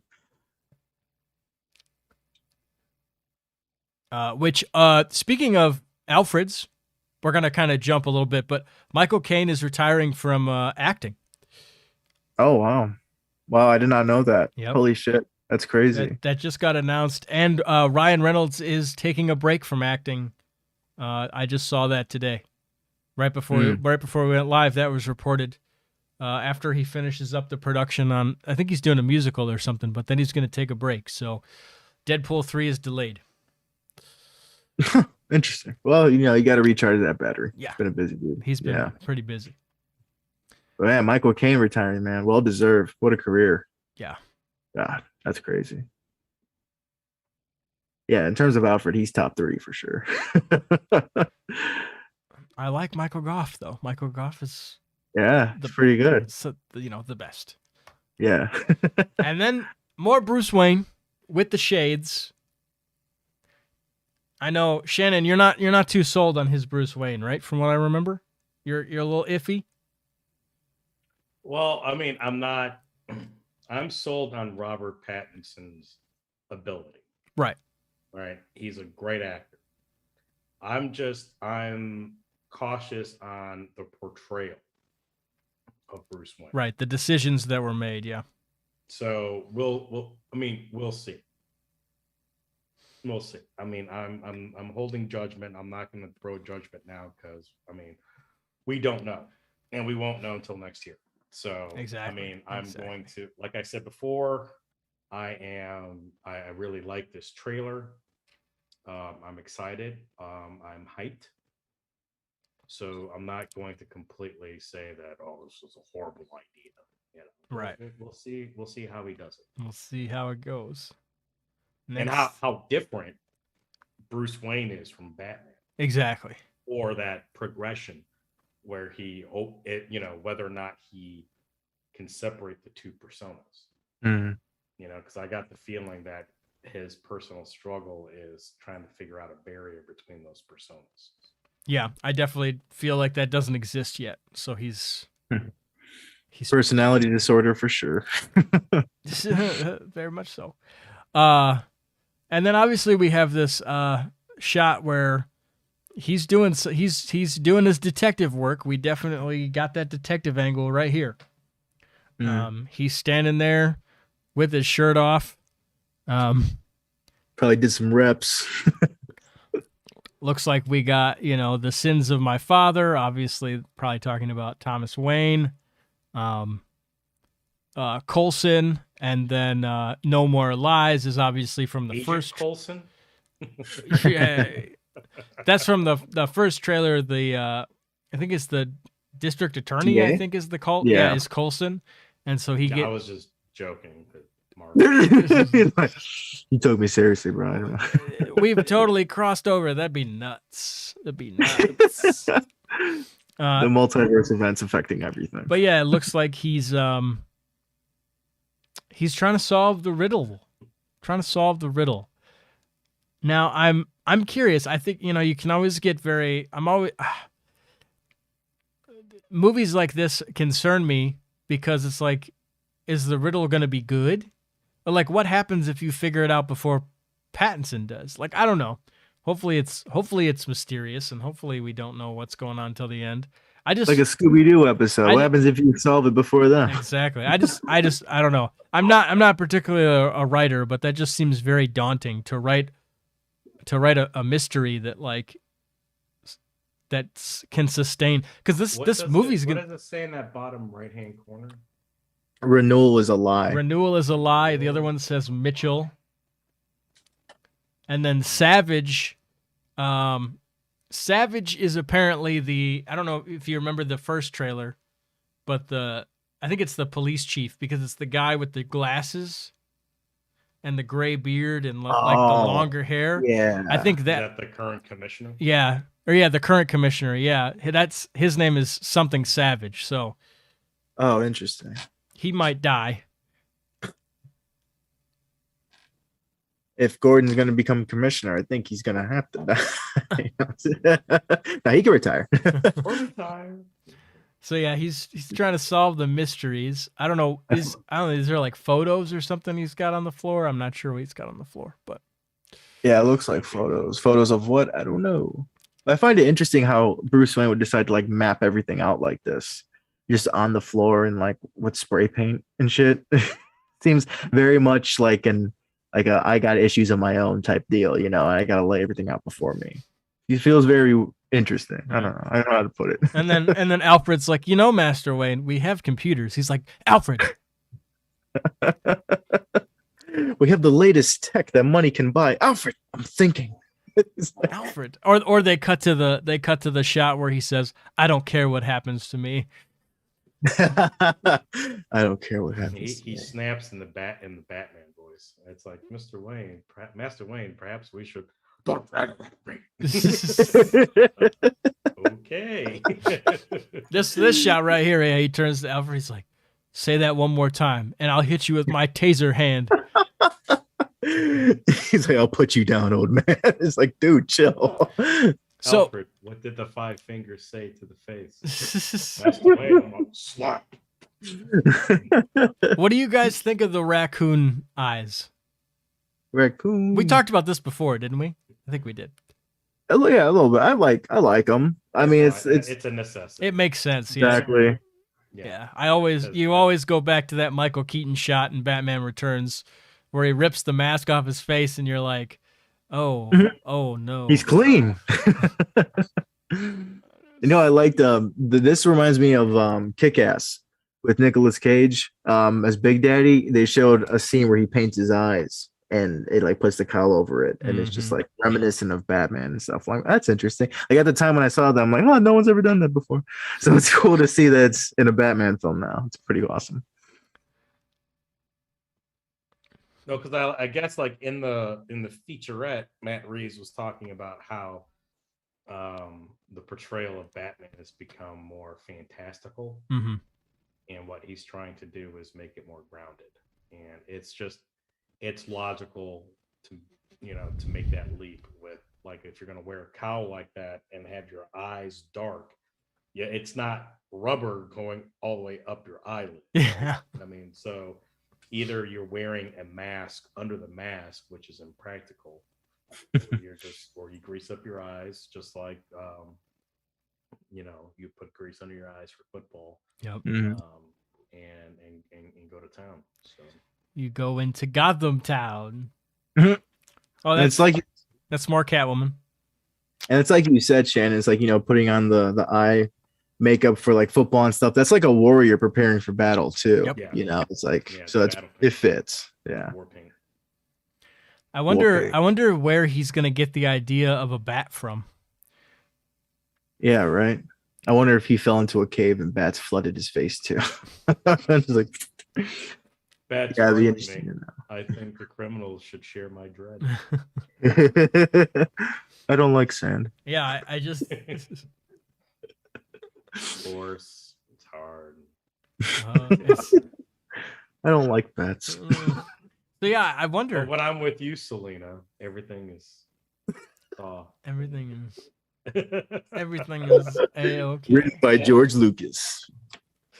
So I don't know. Obviously, there's the comic origin, right? Where he sees and they did this in Batman Begins, where he sees the bat in the house. You know what I'm saying? The bat's flying around the house or whatever. Yeah. Yeah, it would be interesting to see where he gets his inspiration from. Yeah. Especially in this demented version. This very troubled version of Batman we are going to be blessed with. Because it does look, we're in the underground like train station or something. We're not necessarily in the Batcave yet. Yeah. Underneath Wayne Manor. Who knows when that'll happen or how that all happens, but yeah, it'll be interesting to see. And and I think Matt Reeves was also saying this is the genesis, right? This is year 1, year 2. Yeah. So we should see a organic evolution into the Batman that we are, in love with, but this is like the beginnings. Yeah. He's like, it's not necessarily an origin story, but it's a peek into his evolution. To Justice League level Batman. Yeah. For sure. Here's some action shots. He's jumping off the ledge at the Iceberg Lounge. Kind of reminds me of the Arkham takedowns. I wonder how he's gonna land on them, or if he's gonna like just jump punch him like a punch air, or if he's gonna like grapple onto him. It'd be pretty interesting. But yeah, anytime Batman moves, anytime you have Batman in action, it looks awesome. Even if he just fucking breathes, he looks awesome. Yeah, it's a cool suit. And then he's fighting. He's using the pipes against them, which is this is cool. This whole scene was super awesome with Oswald Cobblepot and this whole thing. I was like, oh, that's exciting. We just need the music. Yeah, right. And the strobe lights. And we get now. This was cool, man. This was super cool because if you like, he throws his hand up, and whatever that thing is, obviously it's not a gun, but it probably like sprays something. But that's like Black Widow stuff, right? Yeah, there. that thing like whips out. Like he throws his hand up, and it's like, whoosh, and it like snaps into place. So that's more Batman gadgets for you, which I think is super cool. Interesting. And I wonder, yeah, that doesn't seem to me like that's the taser thing. That seems to be like something different. And I wonder what that is. If that's some sort of gas or some, I don't know. Why don't you just be armor? Yeah, right. Like flip up armor. Yeah. It's some weird contraption. No, it's just. I always thought it'd be cool if like the grapple came out of his wrist somehow. You just like, oh yeah, shot it out. Maybe, I don't know. It'd be cool. And then obviously we get Oswald Cobblepot. Yeah, he looks pretty cool, man. Colin Farrell. Oh my god, like that's Colin Smith. Like I don't see it. So good. Amazing. So good. It's gotta win makeup, right? Or at least be nominated for makeup. For sure. For this is incredible. Yeah, I remember that first image, man. I'm like, that was Colin. I remember when the trailer came out, the first one, and people were like, Colin Farrell was in there. Like, Colin Farrell was in there. Everyone just rewatched to watch it, man. That's cool. Yeah, they kept that. So I wonder, like, what is the Penguin's role in all of this? I wonder if like he goes to the Penguin because he thinks the Penguin knows the Riddler, or like maybe he thinks the Riddler's working for him or something. I don't know. It'd be interesting to see. Yeah, it would be interesting to see how much the Penguin is involved in the main plot, or is he a side thing? It could be a side thing. I mean, look at there was some correlation in the Dark Knight trilogy, but I mean, it's like you got in Batman Begins, you got Carmine Falcone, right? Mm-hmm. Yeah, in like the traditional mafia mob thing, but then you have, Ra's al Ghul doing his thing with Scarecrow as his agent. So it's like they were in business together, but they weren't like in league together, I don't think, right? Carmine Falcone is not a member of the League of Shadows. Yeah. So he's just a organized crime lord who the League of Shadows is doing business with. Mm-hmm. He has no idea of what the League of Shadows is trying to do, but Crane does. Mm-hmm. Right? And then the same thing with in Dark Knight, where Joker is the agent of chaos. He doesn't give a fuck. He just wants to bring everything down. Yeah. But he uses the organized crime network, because he knows he needs their manpower and their resources to do what he wants to do. And that's to uncover, do his massive thing and the switch, and we've all seen. Yeah. But so we'll see. And each, I hate trying. I hate comparing this to the Dark Knight trilogy, but it's the most recent like Batman only movies that we've had. Right. Is the Riddler and the Penguin going to be in cahoots?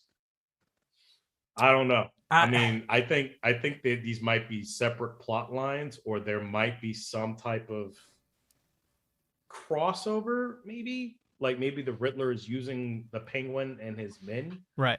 Well, or maybe he's playing the Penguin as well. that's my question to you guys was going to be, because specifically at the end of the trailer, right, where he's like, I got you, like, it's just, I was going to ask, like, what do you think the intelligence level is of the Penguin? Do you think he's like super, super smart? Or do you think he's kind of like a low level? Is the Riddler using him, basically? Or is it the other way around? I want to say he's very street smart. Now, if we want to go into the lore, not only is he smart, he's rich. Yeah. Right? The Cobblepots are up there with the Waynes as far as like the founding families of Gotham City. Mm-hmm. So it's like he's not like where Carmine Falcone was a street kid who worked his way up, like pretty much like a Tony Soprano almost. Cobblepot was born into wealth. Now how they're going to, if they're going to follow that, or if they're going to show how he got involved, and that might differ than what happened in the comics or other iterations, I don't know. But Penguin is not known to be an idiot. He is he's one of the rogues gallery and one of the main rogues in the rogues gallery for a reason. And it's not just because he's brutish or anything. It's because he's smart. He's smart. He's rich. And we'll see. Which like his, like how you were saying when he's like, I got you. Yeah. His like little De Niro-esque type of like, Joe Pesci, like. Yeah. Yeah. I love that, but it's got like that Goodfellas thing going on. But yeah. I don't know. I don't think he's going to be stupid. That's what I guess that's what I'm saying.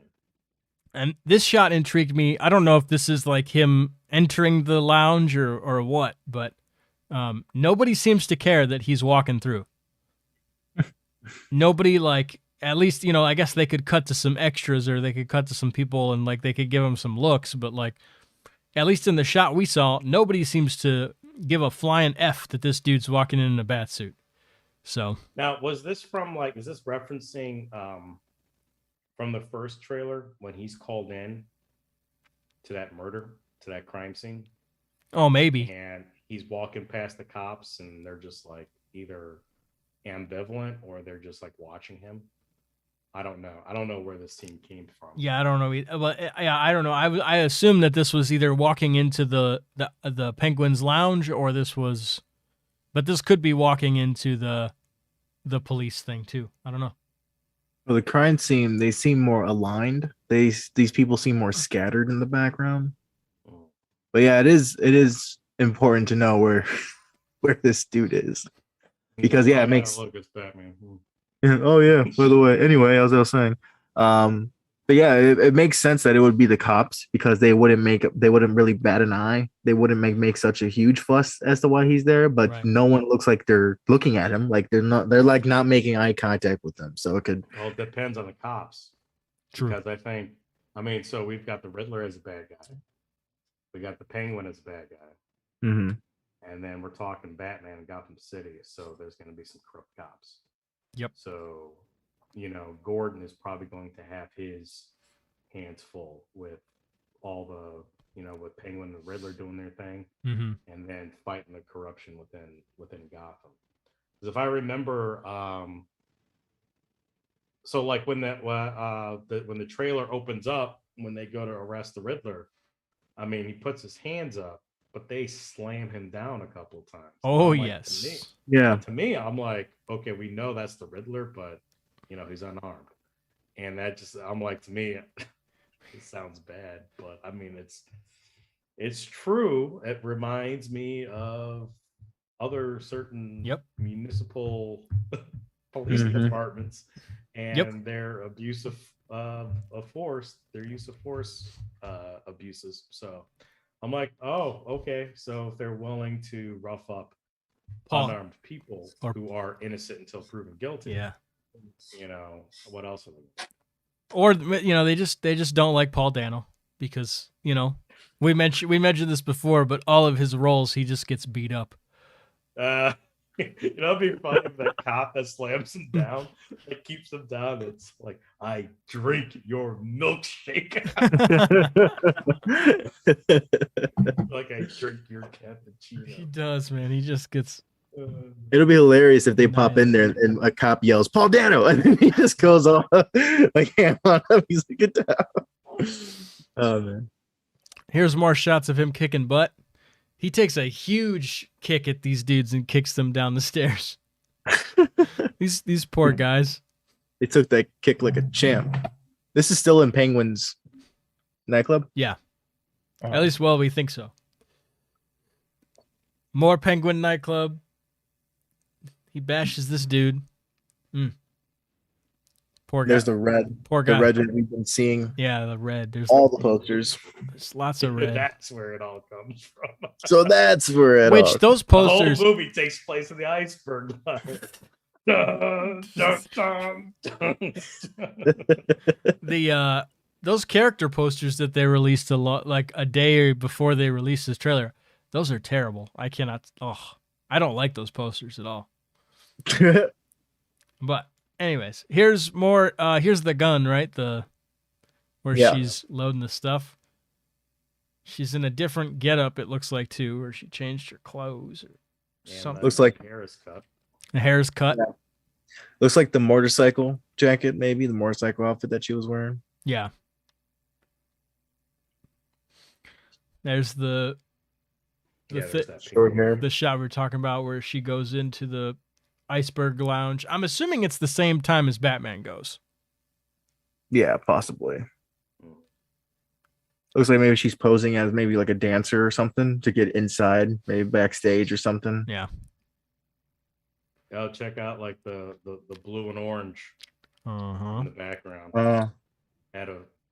For those who don't know, I had one of my film teachers, visual storytelling, taught us about the copious use of the hues of blue and orange in action films and in posters. And it's like, keep an eye on it, and you'll see blue and orange a lot. And well, there it is. Blue and orange. Do you think that symbolizes her good and bad side? She's hot and cold towards Batman. I think it symbolizes the fact that she's a Bears fan. How about that? That she's a what? She's a Bears fan? She's a Bears fan. A Bears fan. Blue and orange. Here's the shot looking over Gotham City. We saw this on Thursday, right? Yeah. It's a great shot. I remember Matt Reeves tweeted this, and he said that in this caption he put "Good morning, Gotham." Yeah. So that's what makes me think that is this morning or is this sunset? It's gonna be interesting to see. Beautiful shot though.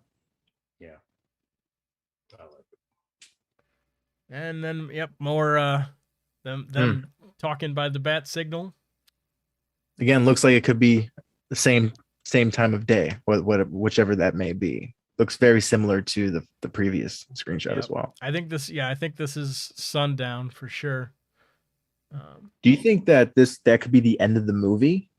Yeah, or we'll get there. So hold on. Right here. Nice. So we're in the same spot. Obviously, it's nighttime now. Jim Gordon's right there. She is leaping off the building, I'm assuming to avoid Jim Gordon or escape the cops because she doesn't want to be caught. Yeah. And Batman's over here beating the crap out of somebody. I'll give you 2 guesses who that is. And this is the same spot by the bat signal. Interesting. That could go with the whole, either if that's Jim Gordon sending up his men to go and maybe he was trying to talk to Batman or something, then Catwoman came and that whole interruption that would mess with their trust. Like, well, what the hell? True. She's a criminal. What are you doing? Or that could fit into the corrupted cops. Maybe the corrupted cops are willing to open fire and they were shooting at Selena. Like, what the hell are you doing? Savages, man. Like his his cops go in. And then maybe that's why Batman just starts going ham on him. It's like, what? That'd be pretty cool. Here's a nice CG version of the Batman falling down the building as it's blowing up. Nice. Reminds me of the Batman Begins shot where he jumps down from the staircase and all the bats coming down. Pretty cool. Here's that hallway scene. Whew. This is the part that made me tear up. Christian Aguilar. I'm tearing up, man. In my reaction, I think this is. watch my reaction, man. I started tearing up. I think this is the entrance to the Iceberg Lounge. Oh, that'd be pretty cool. That's what I think, but I don't know. But anyways, super cool. Wasn't expecting him to be fired at this close of a range. Mm-hmm. His pants look interesting. Kind of looks like a military combat put together type. You know, I got the military boots. You got like the cargo pants on. Mm-hmm. Looks like he has something strapped to his right leg. Could be anything. You know, that's a pretty cool, interesting look. Yeah, yeah, I think that's a visual representation of what Matt Reeves wants to do. That like he just cobbled together this stuff. Yeah, yeah. Nothing is refined yet. Hmm. He hasn't met Lucius. No, yeah, when he meets Lucius, it's upgrade time for sure. Probably Lucius is gonna be like, "Listen, man, I'm gonna hook you up. You're cool, but I can make you cooler." Yeah, right. Be like, muscle car? Nah, man, check this out. Check this out. We'll give you a tank. Tank. It's like, oh man, and then the Penguin comes back, and the Penguin's like, oh no, you got a tank now. But yeah, here's a shot of the Batmobile. Batmobile looks very nice. I'm always glad to be back with an actual car. I've missed the Batmobile being just a car, you know. Yeah, it's pretty cool. They went with the muscle car with this one. The engine's really exposed in the back. Hopefully, no bullets hit it. That messes up the engine. Well, to go along with the Lucius Fox thing, I think this car is going to be destroyed, especially at the end of this trailer. That car looks like it's just done, right? Yeah, for sure. Yeah, it does look like a prototype for something to come in the future. Yeah. And it doesn't look that Bat-esque. Like it doesn't have like the ears or the points, or it doesn't have it doesn't look like a Batmobile if we were to picture one in our mind, right. So I think that's like Mark 0 or Mark 1. Exactly. Mark 0 prototype. Yeah. That's awesome you pointed that out because I did not think that it would be destroyed, but yeah, I can believe that now. I think after it comes out of that fire, I think it's and this is his face, his reaction to his car. His face. I don't like this shot at all. I think they could have cut this shot from the trailer. At the 11th hour, I would have been like, get rid of this shot. What did you just don't like the facial feature he's making? Yeah, it's just a little strange. That's also a freeze frame, and anything in a freeze frame in motion is gonna. Obviously, in the film, I'll be all for it. It's gonna go by super quick and whatever. Like people in chat, pause our faces right now. You might make one of these. Just one.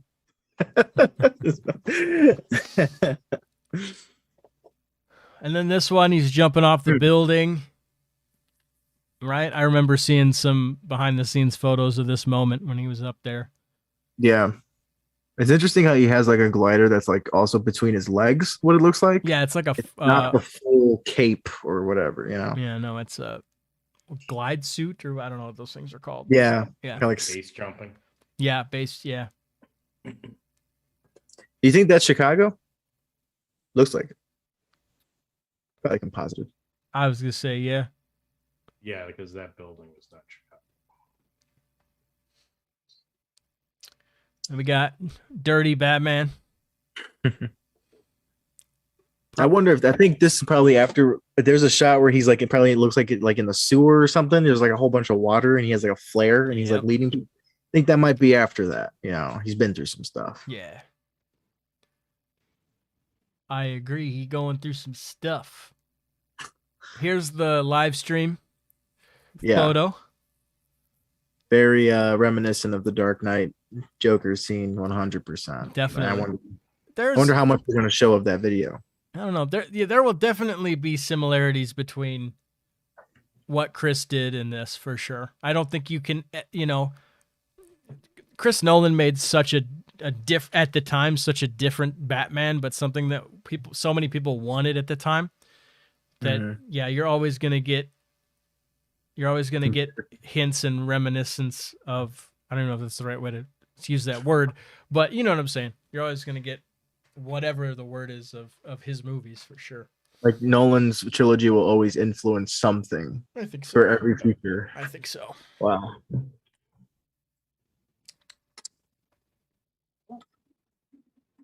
And then, here he is, beating the crud out of the Riddler. See, freeze frame. He looks awkward there. It's too much tea. He's crying. It's too much tea for Batman. Too much tea? Teeth. Oh. Tea? Too much tea? Tea time? If you're new here, drop a like. We're going through the Batman trailer. It's we're going through it all, so we'll get to the other trailers too. I think we'll go through them all. I'm not sure if we'll get to all of them today. I'm not sure if we'll get to them all, but what happens when we put Batman as the first topic? We might not get to the rest. Here's this was interesting. I really like this because she's basically like seeing him beat the crap out of the Riddler, and she's like, whoa. Yeah, she's horrified. Yeah, she's really scared. So yeah, I thought that was cool. Yeah, like I mentioned before, if her motive is a revenge or an eye for an eye, this could be the moment where she's like, yeah, violence ain't the answer. True. Or she could be getting turned down. Right. She likes that shit. He's like, do that to me, daddy.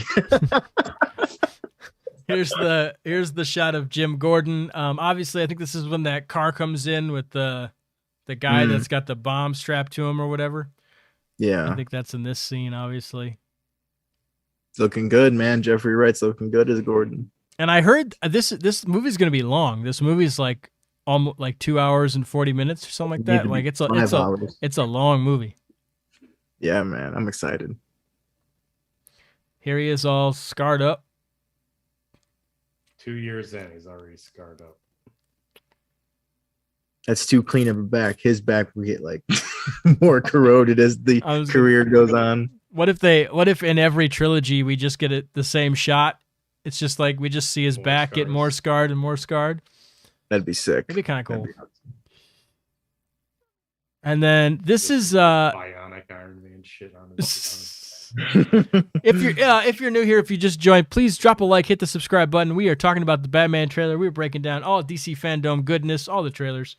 We're kicking straight through Batman, so we'll get done here soon. I think this is Riddler in the back of the police truck or whatever. True. That's what it looks like.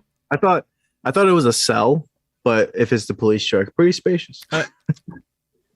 Oh, true. It could be a cell. But yeah, this could be Riddler. I'm pretty sure it is Riddler. I couldn't make out who it was, but yeah. Here's that shot you were talking about where he's walking through the water, right? Yeah. I wonder if this is in the sewer somewhere. I don't know. There's a shitload of water for nowhere else it could be, because Gotham is like essentially New York a little bit. It's on the East Coast. It's like a bay city, so it has like its water tunnels. Probably shit could get flooded. So I'm interested to know where this is located at specifically and who he's leading. Are these cops or I don't know who these could be. Who do you guys think who he could be leading? At first, I thought it was maybe the face paint gang. I was like, did they come back at the end? You know what I'm saying? Is there some sort of like... Oh, I don't know. Do you guys remember that?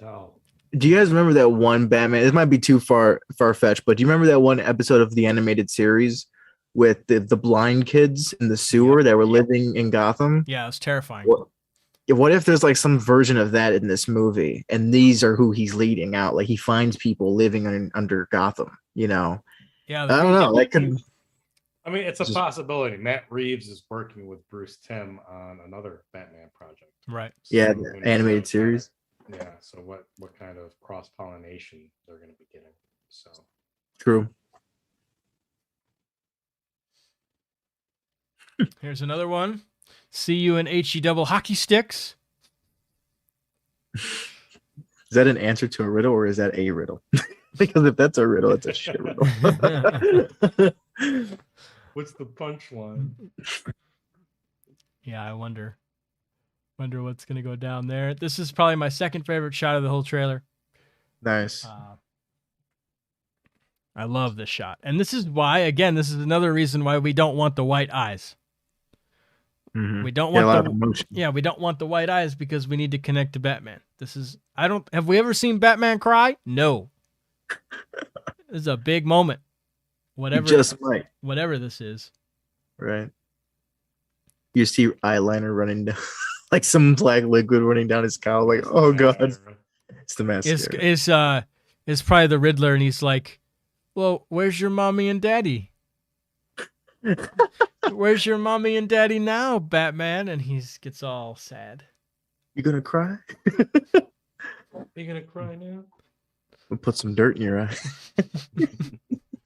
And then he gets dirt in his eye. He starts to cry. And that's this shot. Oh man.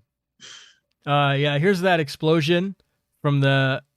I don't know if it's a police officer or whoever shows up in this car or with the car. Yeah, the strap with the bomb and stuff. Yeah, the DOA on there. DOA, dead on arrival. I'm assuming that's what that stands for. Because whoever was in this car died. And the guy, I don't know what's going on here. I mean, I guess that guy, because the guy's got like the bomb strapped to him. I guess that guy blows up. That's a horrific way to go. Now, do you think this is after or before they capture Riddler at the diner? You think all this shit happens beforehand, or do you think all this is happening while he's locked up, and that's why Batman's so pissed off at him while he's interrogating him? Like, what have you done, or something like that? I see. To me, that's too close to the Dark Knight. If they go the route of him being locked up and then all this stuff happens, right? That's too close. Of the Dark Knight. Yeah, that's very much. That might be too close. I mean, that also is a logical way of saying, if the Riddler is the mastermind of what's going on here, and he's basically playing everybody like chess pieces on a giant, and the city's the board. Mm-hmm. Where's the safest place to be, right? In jail. Mm. At this point, while the whole city is falling apart, he's behind. He's in a secure cell, mm-hmm. and he's just watching and waiting for everybody to pretty much tear each other to pieces. So, because that's what I'm kind of getting. I'm thinking like from Nigma's point of view. Yeah, everyone's a little game piece. The Penguin's a game piece. He's set into motion. The cops are game pieces. He's set into motion. Mm-hmm. Batman's probably like that linchpin. Like this is the guy who's going to, he's that first domino that I'm going to flip, and then everything else is going to fall over and reveal my grand design. Who knows? Yeah. I'm not mad. So I just saw that scene when he said like a domino effect. I thought that scene from V for Vendetta where he lined up all the dominoes and just it just all went off. Yeah, that's what I thought too. Like, Riddler could have maybe like, who knows, like, the whole wrapping of the mask, like, how we saw him like kind of like the Zodiac killer. Like, what if the reason why his whole head is wrapped is because what if that's not him? And that's like another henchman of his doing shit and setting up traps and death traps outside in the city while he's locked up, But yeah, it could go either way. It'd be very interesting. Here's Selena Kyle looking worried about something. Yeah, right. I wonder we'll get her this worried because she's not that attached to the Batman just yet. So it'd be pretty interesting to see if this is over him, if he's in danger or something, I don't know. She seems awful worried though. Then we got more Andy Serkis looking worried. He looks like such a great Alfred. It's just, I can't wait. And now we got more Batman screaming,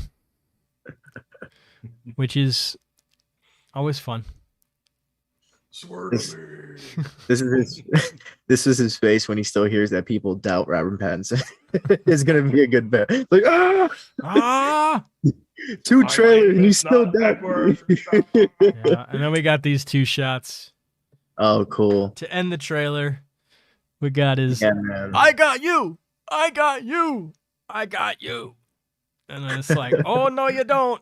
And then yeah, he walks off, and very cool way to end a trailer. Very, very nice. Well, Shannon, since you joined us a little late, what'd you think of the trailer? I know we shared our thoughts, but go ahead and give us. I thought the trailer was amazing. I thought it was well put together. It got me hyped and interested to see it. It better be damn good for as long as it has taken to make this film. Right. We The were talking about first- that too. The Mhm. first trailer, dropped last Fandome? So Well, 1 year ago. They announced this movie, and Matt Reeves was writing this movie back in what, 2018? Yeah, but that was back when Affleck was still attached to it. Right, but that's how long we've been technically waiting for the movie. Yeah. Because Justice League was 16? Or was that 18? That was 18. 18. BVS was 16. Okay. Yeah. Yeah. So Batman vs. Superman was 16. And then Zack Snyder's / Joss Whedon's Justice League was 2018. And then after that, they announced that. But yeah.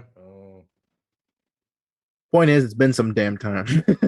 Yeah, it's been a long time. And, Yeah. I mean, it's good to see a solo Batman movie finally. You know, Well- since the Dark Knight trilogy. Yeah. I just It was- hope that they don't. That's not. Yeah, sorry, I still have to keep talking. I still have to add images from the Flash trailer. Don't show that to me, because what made this guy up here tear up, you know, in this trailer, another trailer had me tearing up. Oh yes. But no, this is exciting. I think I said I was infamously said that I'm cautiously optimistic. Yeah. I would say I'm optimistic now. Oh. Again, we'll have to see how the narrative plays out. We'll have to see what the characterizations are. Hmm. Mhm. I hope that the Penguin isn't portrayed as some dumb crook. He's supposed to be this incredibly wealthy and smart criminal mastermind. So, you know, I just hope he's not played for laughs. Totally. It's be interesting to see Gordon. Can't wait to see that. And just the world building, right? To Yeah. get a feel for Gotham, get a feel for how Bruce and Alfred and all of them fit into this world, you know. Mhm. I mean, it looked like he was attending a funeral at the very beginning. So apparently, if he's attending some public funeral, it looks like he's in a public role Of some as kind, Bruce yeah. Wayne. Yeah, so he's probably there on behalf of Wayne Enterprises. So, you know, it'll be interesting to see that dynamic. So yeah, I'm excited too, Mandy. I'm excited for this movie. I can't Mhm. wait for it to show up. And you know, spring of 2022. Wasn't it supposed to premiere this year? This month. It's supposed to come out this month.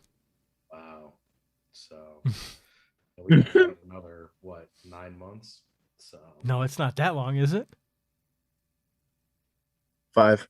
Okay. yeah, Probably 5, more. 9. I was like, please don't tell me it's another 9 months before this movie comes out. What on earth? It has Oh, been heck. delayed again. Been waiting too long for this movie. This does. Oh, we don't have like news break. We don't have to worry about striking. That's true. Yeah. No striking there. They came to an agreement. They came to an agreement. Good for them.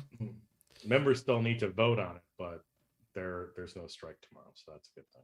Good thing. That was 50-50. I always thought, man, I mean, you know, producer, you can't afford to have that strike, man. Oh, no one can. No one can. Especially after the losses of just COVID itself. Uh-huh. And the industry is finally picking back up. Yeah. Only for it to stop again. I think that would kill even more. I think that would have killed more productions. You know, because enough TV shows have been canceled and movie projects have been canceled because of COVID. Yep. You know, if this happened. There was enough damage that was done already. We talked about like how many movies that we're waiting to see that are still in either production or post-production. Yeah. I mean, freaking Shazam is due to come out in 2023.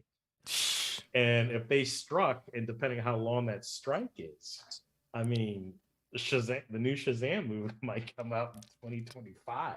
Whoa. Yeah, that's Think crazy. about that. Black Adam comes out before it, right? Yeah. Or do we know? Yeah. If they're done with post-production, because if there was the strike and they struck, then they couldn't finish post-production. Exactly. Which would delay Black Adam. It would delay anything that's not ready for distribution. Right. And the Flash would be it would be ridiculous. Speaking of delayed, speaking of the Flash. Great segue. Let's get right into it. That was awesome. Boom. All right. So the trailer, whatever. As that opening, okay, first of all, that opening from Ezra Miller was so weird. That was very weird. I was like, what what is going on? He's like, yeah, we don't have a trailer. We don't have enough footage to show you anything. I'm like, is everything okay, Ezra? I don't know. I feel like it's just so weird. And then he's like, yes, you'll see me. Or he's like, I'll see you in the theaters next year. More importantly, you'll see me. I was like, I like that immediately. I was like, I don't like you, man. Like, I don't know. I was just like, that rubbed me the wrong way. I was like, okay, what a weird way to introduce the Flash movie. Well, but I think what he meant that you'll be seeing the Flash. Yeah. It's like he's not. I think it was just a bad choice of words, but I think he can't look through us. He can't look at us through the screen. So that's what he meant. I know. But I mean, it's funny because like you said, like if he said we don't have this, we don't have that, like where the fuck are you gonna show us then? that was pretty hilarious. And it's like black. It's like, here I am on the set of the Flash. There's like nothing there. Everyone's here, as you can see. I mean, yeah. We don't have anything for a teaser. Proceeds to show us a teaser. Yeah, and I guess I don't know. Some people wouldn't call it a teaser, but I think it's a teaser. It's certainly it's very much a teaser. Yeah, it's a teaser, even though it says in production at the end. But tease the shit out of that Batmobile. Oh, did I speak too soon? So obviously, all right. They open up the trailer. It's foggy. We're pulling up to obviously Wayne Manor. We got before there's like little Easter eggs just in this scene. Yeah. All right, so okay, evidently they stole a taxi cab. That's what I was thinking. It looks like. Yeah. But look at the license plate on the taxi cab. I don't know if you could see it. It says in the current photo. You cut it out, but I think it said Central. Yeah. Like Central City or Coast City or something like that. Yep. And if I remember my DC geography, which has been a long time since I've even cared about something like that, that's on the West Coast. And Gotham and Metropolis are on the East Coast. Right. So they stole a taxi cab and drove halfway. Drove literally across the country to, which is ostensibly look at it. That is the front gate of Tim Burton's Bruce Wayne's Wayne Manor. Yeah. I mean, that's it. And the music. Oh my God, the music. Okay, go. Oh, Jesus. Go. The music is incredible, yes. And then the doors open and it's like unbelievable. Now, the staircase doesn't look the same, but the floors look the same to me.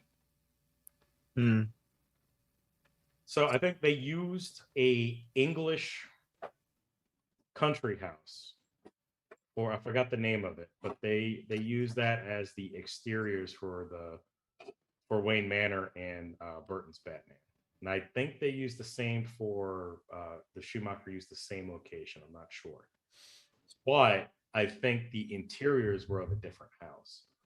So I don't know if I don't know if this is referencing a specific interior from one of the old movies, or this is something completely different. But I think it still evokes that old English country style of architecture and interior design. I mean, it's very Tudor, So it looks like a place that'd be very cold because a lot of old style houses, like they don't have like a lot of insulation, so everything's like fucking cold. Like even if you have socks on or something, like it just feels like that old type house, like you just described. And obviously, nothing is in use. No, which, I mean, you could think, that you can assume that Wayne Manor is abandoned, but I just thought of this. It reminds me of '89 Batman when he's talking to Vicky Vale on their first date, and he said that a lot of this house isn't me, but a lot of some of this house isn't me, but a lot of this house is very much me. And it seems like that Bruce Wayne would only use what the portions of the house that is him. So like how they said like he's never been in that room before when they're eating dinner. Yeah. Like, come to think of it, I've never been in this room before. He's like I just like see him, especially post Alfred, that he probably just lives in the Batcave. Yeah. Yeah, I would assume.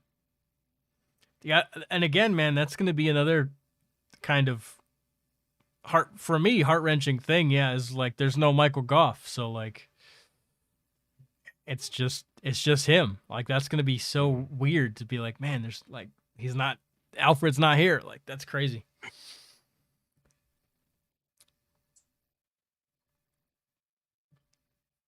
Then we get this interesting get up here. I didn't quite go frame by frame. There was a shot where he's down in the Batcave and he switches the light on and everything. But then we get this shot here of him in the suit. And I like the voiceover. Yes. Oh, yeah. Let's not forget Keaton's voiceover. Yeah. Oh yeah. And he's talking about he's talking to Barry. But he's like, you can travel between time and different realities. But for some reason, you want of all the worlds that you want to save this one. And then as soon as he says that, we get this. So something happened in that house. And he wants to stop whatever is about to happen in that house. Right. I think that's going to be the linchpin. Right. Which we can obviously infer what that might be based on this image here. He wants to save his mother.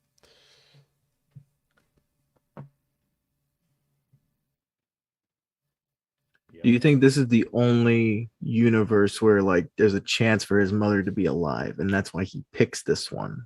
Because again, that question still remains. Like, why did he specifically pick that one? Like why didn't he just go back in time in his own timeline and change it? Well, I think that's that'd be part of the mystery. Even Bruce Wayne himself is trying to figure that out. The voiceover. It's like, buy a ticket. This one. Why? Yeah, buy your film ticket. Go to the movie theater. But yeah, you can watch this thing. You can see in my reaction too when the trailer pops on and we hear Michael Keaton for the first time. I immediately, Batman, that's Batman. I was immediately like, Batman. No. And the music, Elfman's music playing while he's talking. Yeah. I'm like, this is it. This is the reason, Tyler. This is the reason, Christian. I chose 1989 Batman as S tier in our rankings. I know. There's a reason for it. I know. And S tier. Yeah. S tier. Yeah, man. Returns in '89 have always been neck and neck for me, man. Tim Burton did wonders. Now this one, This one was This is interesting. Yeah. Yeah. We got Batman's cowl on the ground, and the rest of the Batman costume bits Yeah. on the floor. It'd be cool to see him like come back from a night of patrolling, night of crime fighting, but it takes a toll on him because this is an older How Bruce. crazy! Yeah, I mean know? that's the $1 million question, right? Like, do you think he's still going out every night being Batman? Yeah, Maybe I this is believe. where he retired. Like maybe this is that moment. Like in True. in Batman Beyond, right? Where there Yeah. was just that moment where it's like, I can't do this anymore. Mm-hmm. You know? And now in Batman Beyond it becomes more of a recluse. But in this, I don't know, maybe he just becomes more Bruce Wayne. I don't know. That could be pomegranate juice for all we know. Do you think? It's blood. Do you Spill some red wine. do you think? Do you think we're gonna get a reference to him having a Robin at some point, or no? God, I don't know. And this brings up my question is I wonder if like Val Kilmer's Batman and George Clooney's Batman are considered their own timeline, or are they considered to be the same Bruce Wayne? You know, like is that considered Keaton's Bruce Wayne, or are they like separate universes? It's confusing, right? Because Yeah. we have the same Alfred throughout all of those movies. Right. We have the same Commissioner Gordon throughout all those movies. Alfred dies in those movies. Yeah, and it's the same house, at least the exterior, throughout all those movies. Mm-hmm. Yeah. And I think it's still implied in Batman Forever that it was Joker who killed his parents. So, because he said that they were killed by a madman. Right. So he would have had Chris O'Donnell as Robin then. Yeah, maybe.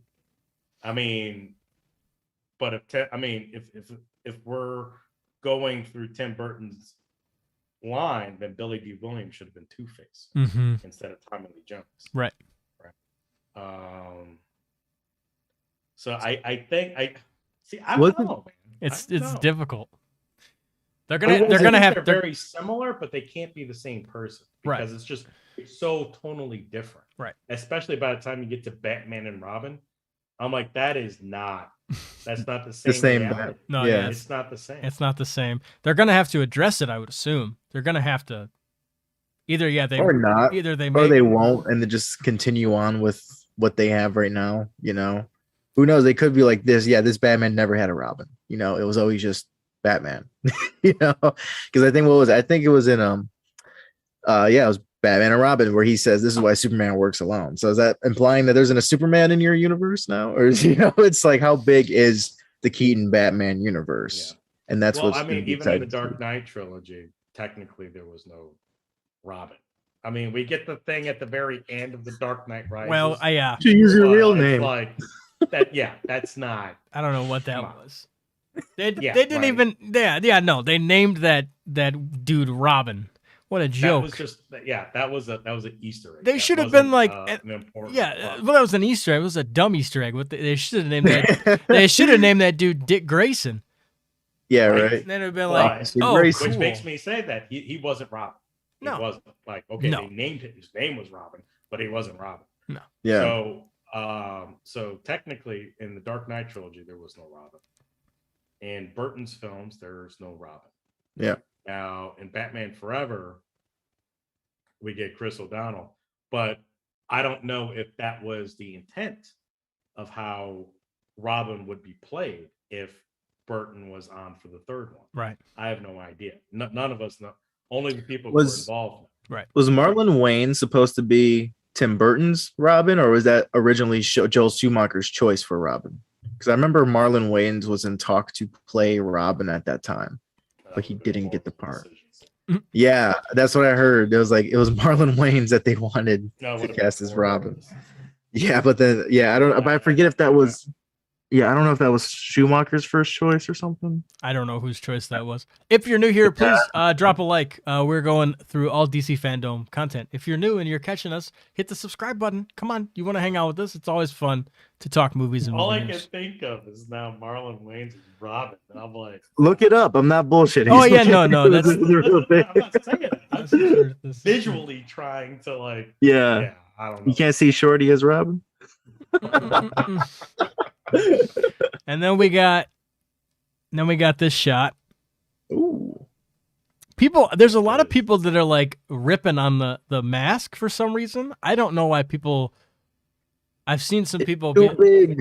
That's what I heard. I guess it's too big on him or something. There's I don't nothing wrong. I think it looks fine. It looks like a Flash mask. I don't understand. It's Looks like the Flash mask. Oh, what else do you want it to look like? Yeah, it's fine. I didn't have a complaint with it. Yeah, I didn't have a complaint either. What do you Some think people find the stupidest things to complain about? looking at? Yeah, right. His mouth's too open. Yeah, what do you think he's looking at? I need to add more images. He's white. We should have a black. He's well, it looks maybe. Well, I don't know if it looks like it, but maybe I think could be Supergirl. Has like a blue look to the arm, like to the suit. Maybe looks like he has a cape, so it could be like Supergirl hovering above him or in front of him, I should say. Or it could be a suit of someone, like someone's suit. Maybe this could be Like a bad suit that's hanging up, or a bat suit. Yeah, because I saw that they were spray painting a couple of the bat suits, so this could be him looking at one of them. This could be a Nightwing suit. Because I don't know about you guys, but I just see blue, so there could have been a Nightwing in his universe. Talk about Robins, right? Or yeah, this could be someone else's suit or something like that. It could be a Flash suit. Oh yeah, right. You could be This like, what is this? Yeah, this could be. universe is Flash. Very well could be. Yeah, I don't know. I can't really. I think it maybe looks like there's a cape behind like that's an arm and there's a cape there. I can't really tell. That's what I think. And to me, it looks blue and red. I don't know about you guys. The cape. I don't know. I'm just assuming it's Supergirl or something. What if the arm definitely looks a little blue to me? I mean, we assume that it's just some sort of costume on a statue, but what if it actually is Supergirl who's like levitating? Who knows? Yeah, could Or be. it's the semi-dead body of Superman caught in a suspended kryptonite-induced coma. Wow. Yeah. Yes. And then he goes, and then he looks down and says, "Ezra, your mask is too big." I don't like this mask, Ezra.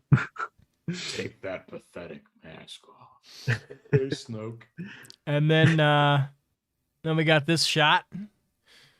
Now there are two Ezras. Remember we said in the previous show that basically through the whole movie, Ezra's just gonna be talking to himself. And didn't make that up. That's gonna happen. And Bruce Wayne, Batman, Michael Keaton is gonna solve all the problems. I'm telling you, if that happens, we win points on that. I'm just saying. So is this like alternate Barry? I think this is looks like it. Yeah. This has got to be the Barry Allen that exists in the Burton verse, right? And then alternate Barry. Other Barry comes from the Snyderverse or whatever. Yeah. And this one, if you see his ring, he got the ring, the Flash ring on his. Oh on his yeah. finger. Now see, what's weird though, that I don't know how they're gonna do this, because all right, so if Michael Keaton's Batman is the Batman in this universe, and Ben Affleck's Batman is the Batman in this, in The Snyderverse. Yeah, in the Snyderverse. Does that mean that like it's a retcon and Michael Keaton's Batman is the Batman in the Snyderverse? Is that because the thing is, like if Barry Allen is Barry Allen in these different universes? Excuse me. How do you explain all that?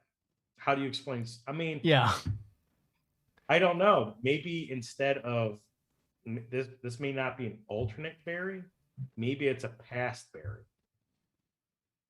Maybe he goes back in time and grabs him. Probably grabs him during just prior or just after the events with his mom, or whenever he first acquires the Speed Force. and then grabs him, and then they both probably when he first acquires the Speed Force, because both of them will probably need the ability to do what they got to do, you know. So both of them travel to this reality or something. I don't know, dude. I don't know. So many questions. Well, we know it could be a mother box. Yeah. From Apocalypse that opens up this cross-dimensional boom tube, and they go in there and stuff. And then I don't know. It could be anything. Yeah, we don't have a lot of answers here.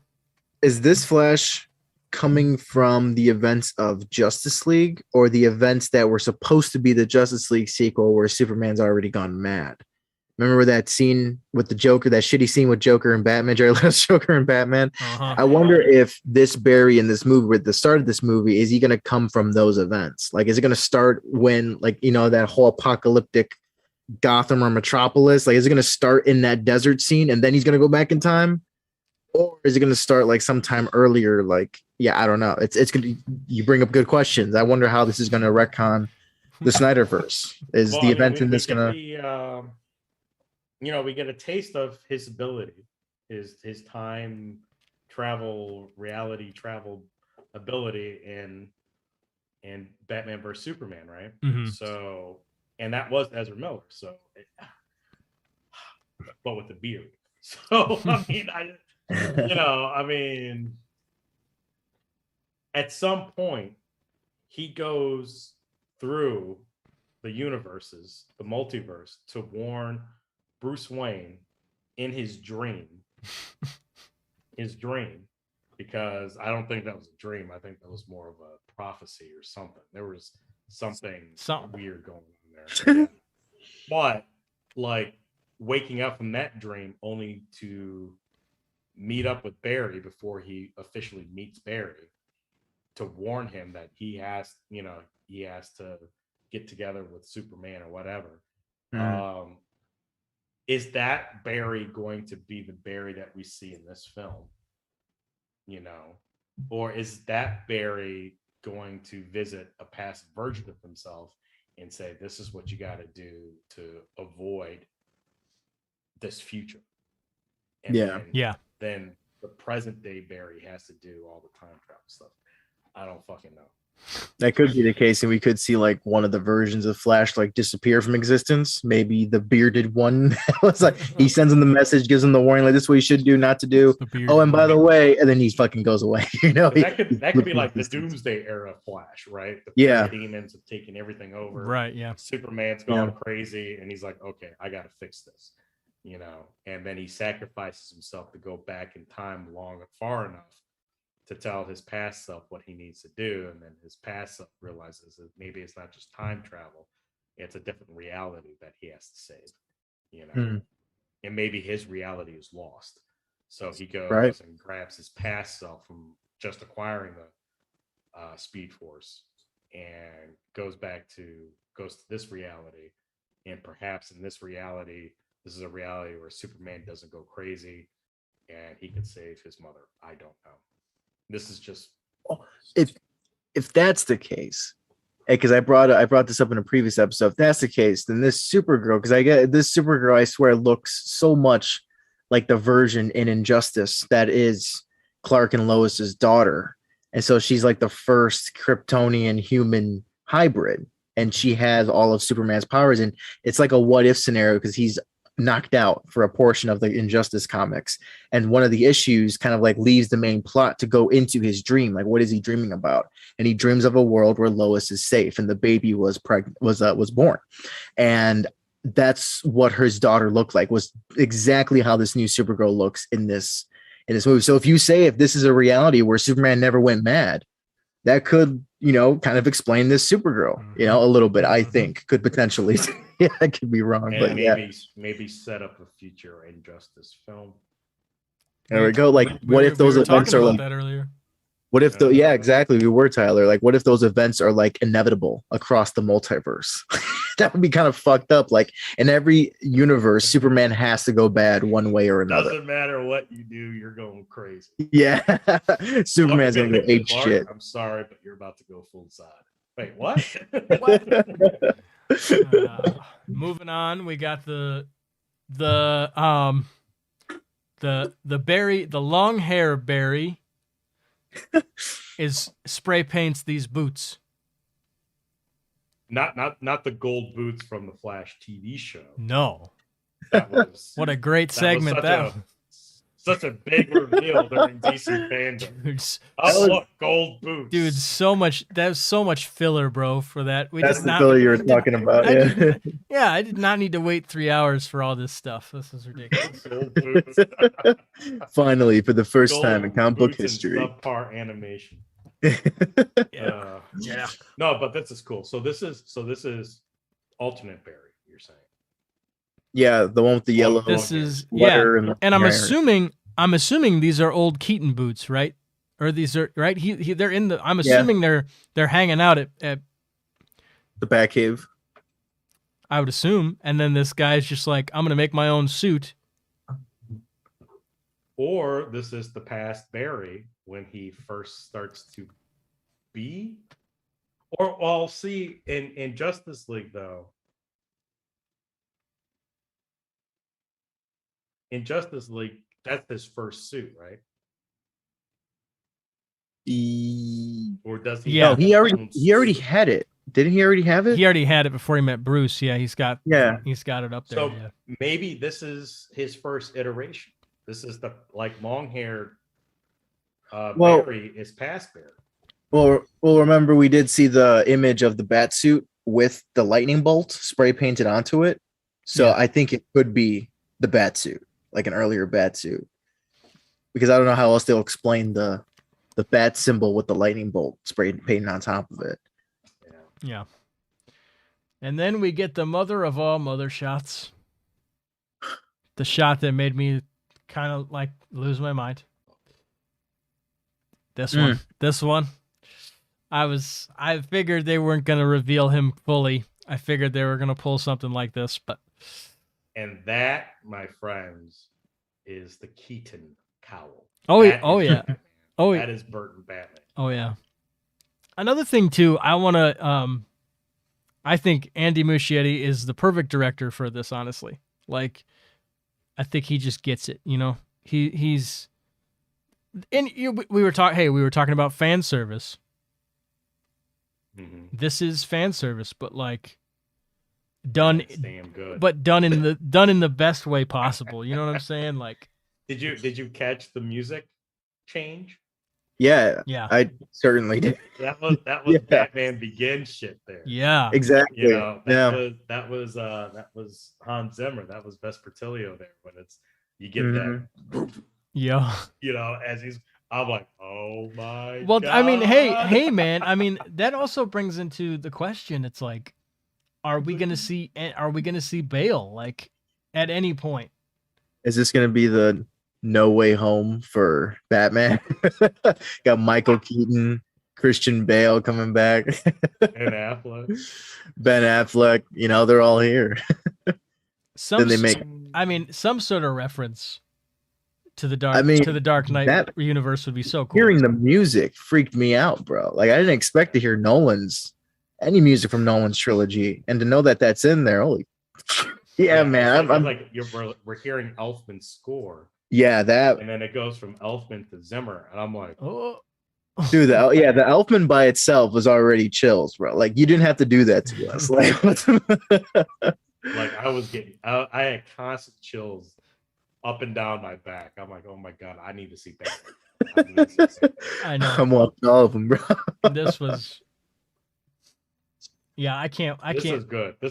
I can't wait to see this. Yeah, no, this is gonna be such a hype movie. I need to add more images because I added so many Batman ones that I wasn't able to. I wasn't able to get the Flash, all of the Flash, but then we got this one.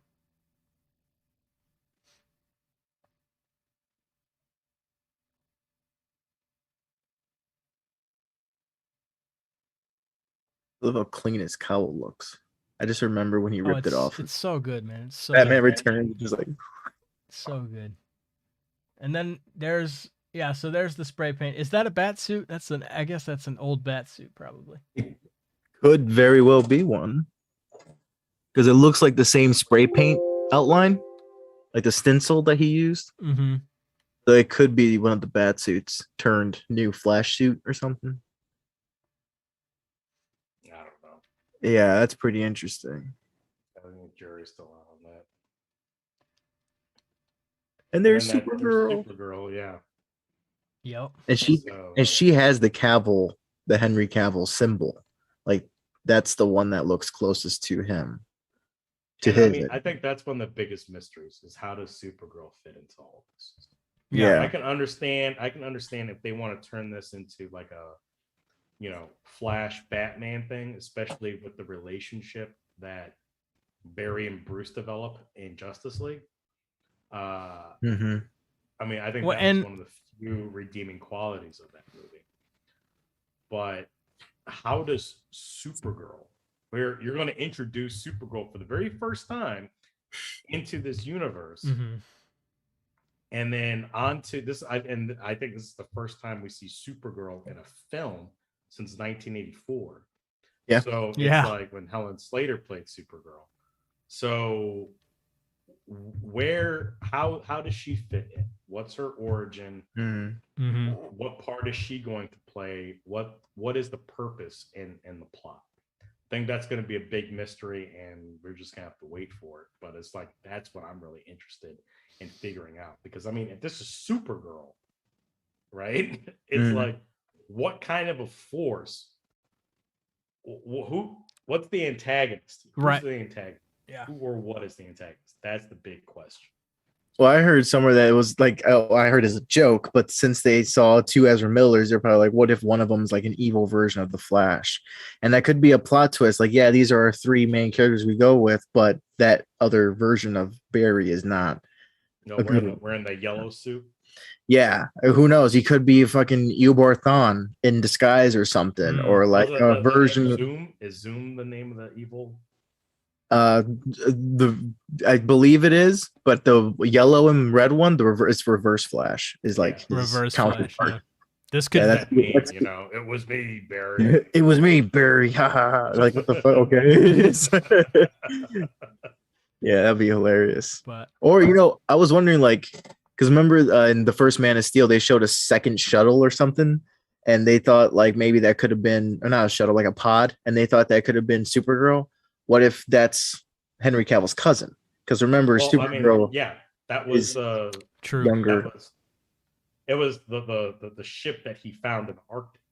Yeah, was rumored to be, and then that's the same ship that they create Doomsday from. Not Doomsday. Doomsday. Yeah, Doomsday. And then they redo.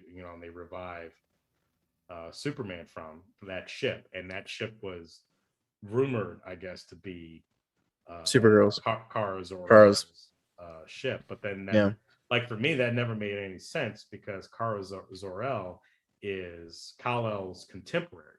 They're related, but they lived during the same time, and escaped, unless they make some weird, because I guess depending on if it's Power Girl or Supergirl, that the city that she was from was trapped like in this time bubble by Brainiac or something like that, because Brainiac was supposed to stole an entire city. Oh, I was under the impression that she was from Krypton, and they were supposed to go in the same destination, but hers got lost in space. She was in Krypton, but like the city that she was from on Krypton was taken by Brainiac. Oh, okay. Either shifted into the Phantom Zone, or I think shrunk or something like that by Brainiac, and that's how she survived or something like that. I don't know. Interesting. I guess it depends on what version, either pre-crisis, post-crisis, and whether or not it's because Power Girl is the alternate reality version of Supergirl, so they're the same person but different name, different background and all that, but it's essentially the same person. But I don't know. I'm gonna have to do a lot of research on this. Do we know if this is Kara or if it's like someone else entirely, or they just said it's Supergirl. So but see, yeah, that's the big question. Yeah, Because Supergirl is Kara, just like Superman is Clark. Kal-El. Yeah, Supergirl is Kara Zor-El. And it's like, if it's going to be someone else other than Kara Zor-El, then you need to explain how this person had got to the point of calling herself Supergirl. Right. Yeah. Whether it's a female clone of Kal-El, or it's a descendant of Kal-El, or it's an alternate reality version. Yeah. But these are the same people. That's like, say, calling someone Batman and it's not Bruce Wayne, it's someone else. So it's like, well, how did you become Batman? Where'd you get the moniker? You know, that the symbol of the S Terry McGinnis. Well, even Terry McGinnis, there at the very end of Batman Beyond, it's explained exactly who Terry McGinnis is. Yeah. You know, and there's a specific reason why he's Batman. Yeah. But like with Supergirl though, like the S, that's the family crest of the House of L. You know, so if she's wearing that S, that means she's an L. It's like a river. Part of that family. It winds. Yeah. I'm sorry. I'm done. Well, then to end the trailer, obviously we got the biggest tease of them all. I thought we were going to get the Batmobile. It stays a tease. But we did not get we did not get the Batmobile fully. What do we get instead? We got a black screen and Ezra Miller going, holy shit. Like, I think they should have just revealed it. Just a frame, you know what I'm saying? Because they pull it, but they never pull it off. I think that he should have pulled it off, and there should have been like 1 or 2 frames at the end where you see it, and that way people like us can dissect it and be like, there it is. But I mean, you can tell what it is. Oh yeah, totally. But for me, if I was editing the trailer, I'd have been like, no, let's have them fully pull it off, and then the nerds can go frame by frame and get the 2 frames where you see the whole thing. And then to round us out here, they had the special look at Aquaman 2, and just grabbed a few frames from that behind the scenes look. Got Aquaman's new suit. We got Black Manta and some cool concept art, basically. You go online and watch the whole thing. It's like a minute or 2 minutes long. It's really cool. Yeah. It's interesting how they're giving Aquaman a similar suit to Black Manta. Yeah. You know, very interesting. I wonder if that's going to play into the narrative. I think I was still confused on whether or not Black Manta was the main villain or not. I think he should be. I don't know if he is either, but I think he should be, because the way the first film set it up, I mean, it's like his return. He's going to come back. He got a vendetta against Arthur. Yeah. So why, unless they're going to set up a bigger bad for a potentially third one, kind of like top off a trilogy or something. But yeah, I mean, the way the first movie left off, hey, my dog. First movie left off was, they were setting him up for the big bad. So I think he should be the main villain. If he's not, then that should be interesting. I guess your dog's a big Aquaman. Yeah, your dog's like, I can't wait. Yeah. I can't wait. Yeah, he loved the first one. Whenever Black Manta was on screen, he went crazy. It's the eyes, man. It's the eyes, man. Dude, I swear, Black Manta was so badass in the first one. Like, I loved seeing him in live action. He worked so well. He's like one of those comic book characters you see on page, and he's like, how the fuck are you going to do that on live action? I was gonna say, that's not going to work. Live action. Yeah, exactly. Like this. But they did it. James Wan came in and said, this is how you do them. This is how you do. Well, I mean, and they mentioned in the behind the scenes thing that this is the biggest DC movie ever. Oh, interesting. This made over either $1 billion or over $1 billion. The budget for this? In takeaways and profit? In profit. Well, in the behind the scenes feature, they said this is the most profitable DC movie. I don't know if that was true, but because I don't know how much Dark Knight and that stuff made, but are they talking about the first film? It'll be good to do some research, and then we can go over that on Thursday. Yeah, I think we'll. Yeah, it'll be interesting to know. We'll definitely do some research and update you guys on the Thursday show. DC movies. Yeah. Ooh. Do we want to? Not like ranking them like in popularity, but just like as far as like finances go. Oh, that'd as be fun. Cost and profit and stuff like that. That'd be fun. For sure. But yeah, this looks cool. I guess they began production in July, so they're super. This is another one that would have been affected by the strike, and this would have come to a complete halt. So Yeah. Good. Yeah, I'm glad they're moving forward with this. Good. It's also interesting to see that him and Orm, it looked like from the behind the scenes that they were going to probably be working together. Yep. That looked pretty cool. I'm glad. Kind of reminded me of like a Thor and Loki teaming up, and was it Dark World? Yeah, so second outing they team up. So yeah, it should be pretty fun. Jason Momoa as Aquaman. I'm excited. It's always a good thing. As long as they don't have the same, because they had too many villains crashing through walls in that first movie. I couldn't stand that. Dude, it happens like 6 times. I'm like, really? So hopefully they don't do that anymore. You got more walls. We need to break more It's walls. like any superhero movie that gets made after Spider-Man 3 should know that it's a bad idea to cram your movie with multiple villains like that. Yes. I think that was a mistake. Even like, I mean, I love Batman Returns. I wish they just focused on either Penguin or Catwoman. That's just me. Exactly. Yeah. You know, and then, again with Batman Forever, it should either have been Batman versus Two-Face or Batman versus the Riddler. And they got that idea from Batman Returns, where it's like, okay, let's just have 2 villains. Yeah. And so you get that, and then in Batman Forever, you get Poison Ivy and Mr. Freeze. Yeah, Batman and Robin. Yeah. Oh, don't forget Bane.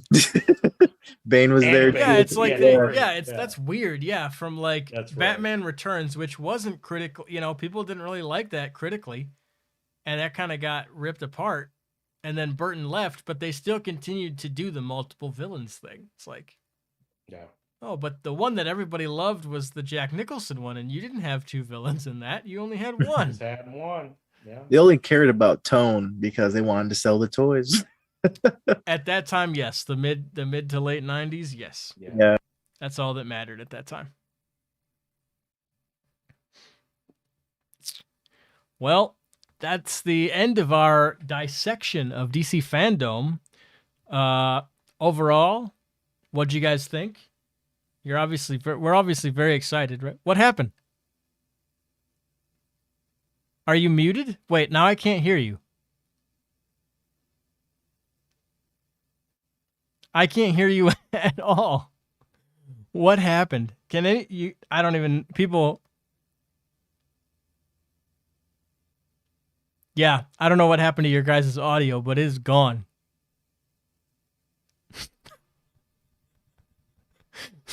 I literally was like, we literally talked about Batman being like toys. Can you guys hear me? Give me a thumbs up. Okay. All right. I can't hear you at all. We literally were like, yeah, Batman Returns. And then I think Shannon said like, oh yeah, they should have had one villain. And then I was like, all right, well, that's it. And then I haven't heard anything since then. Can we hear you on the stream? No way. One villain. And then I was like, oh, yeah, no.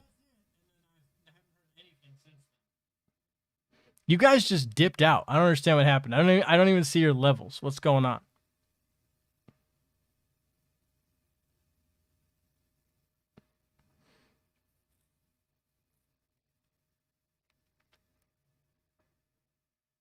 Hello? I don't know. Are you guys muted?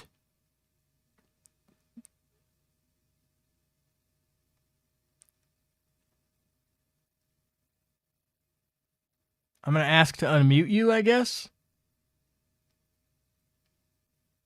Hello? Nothing.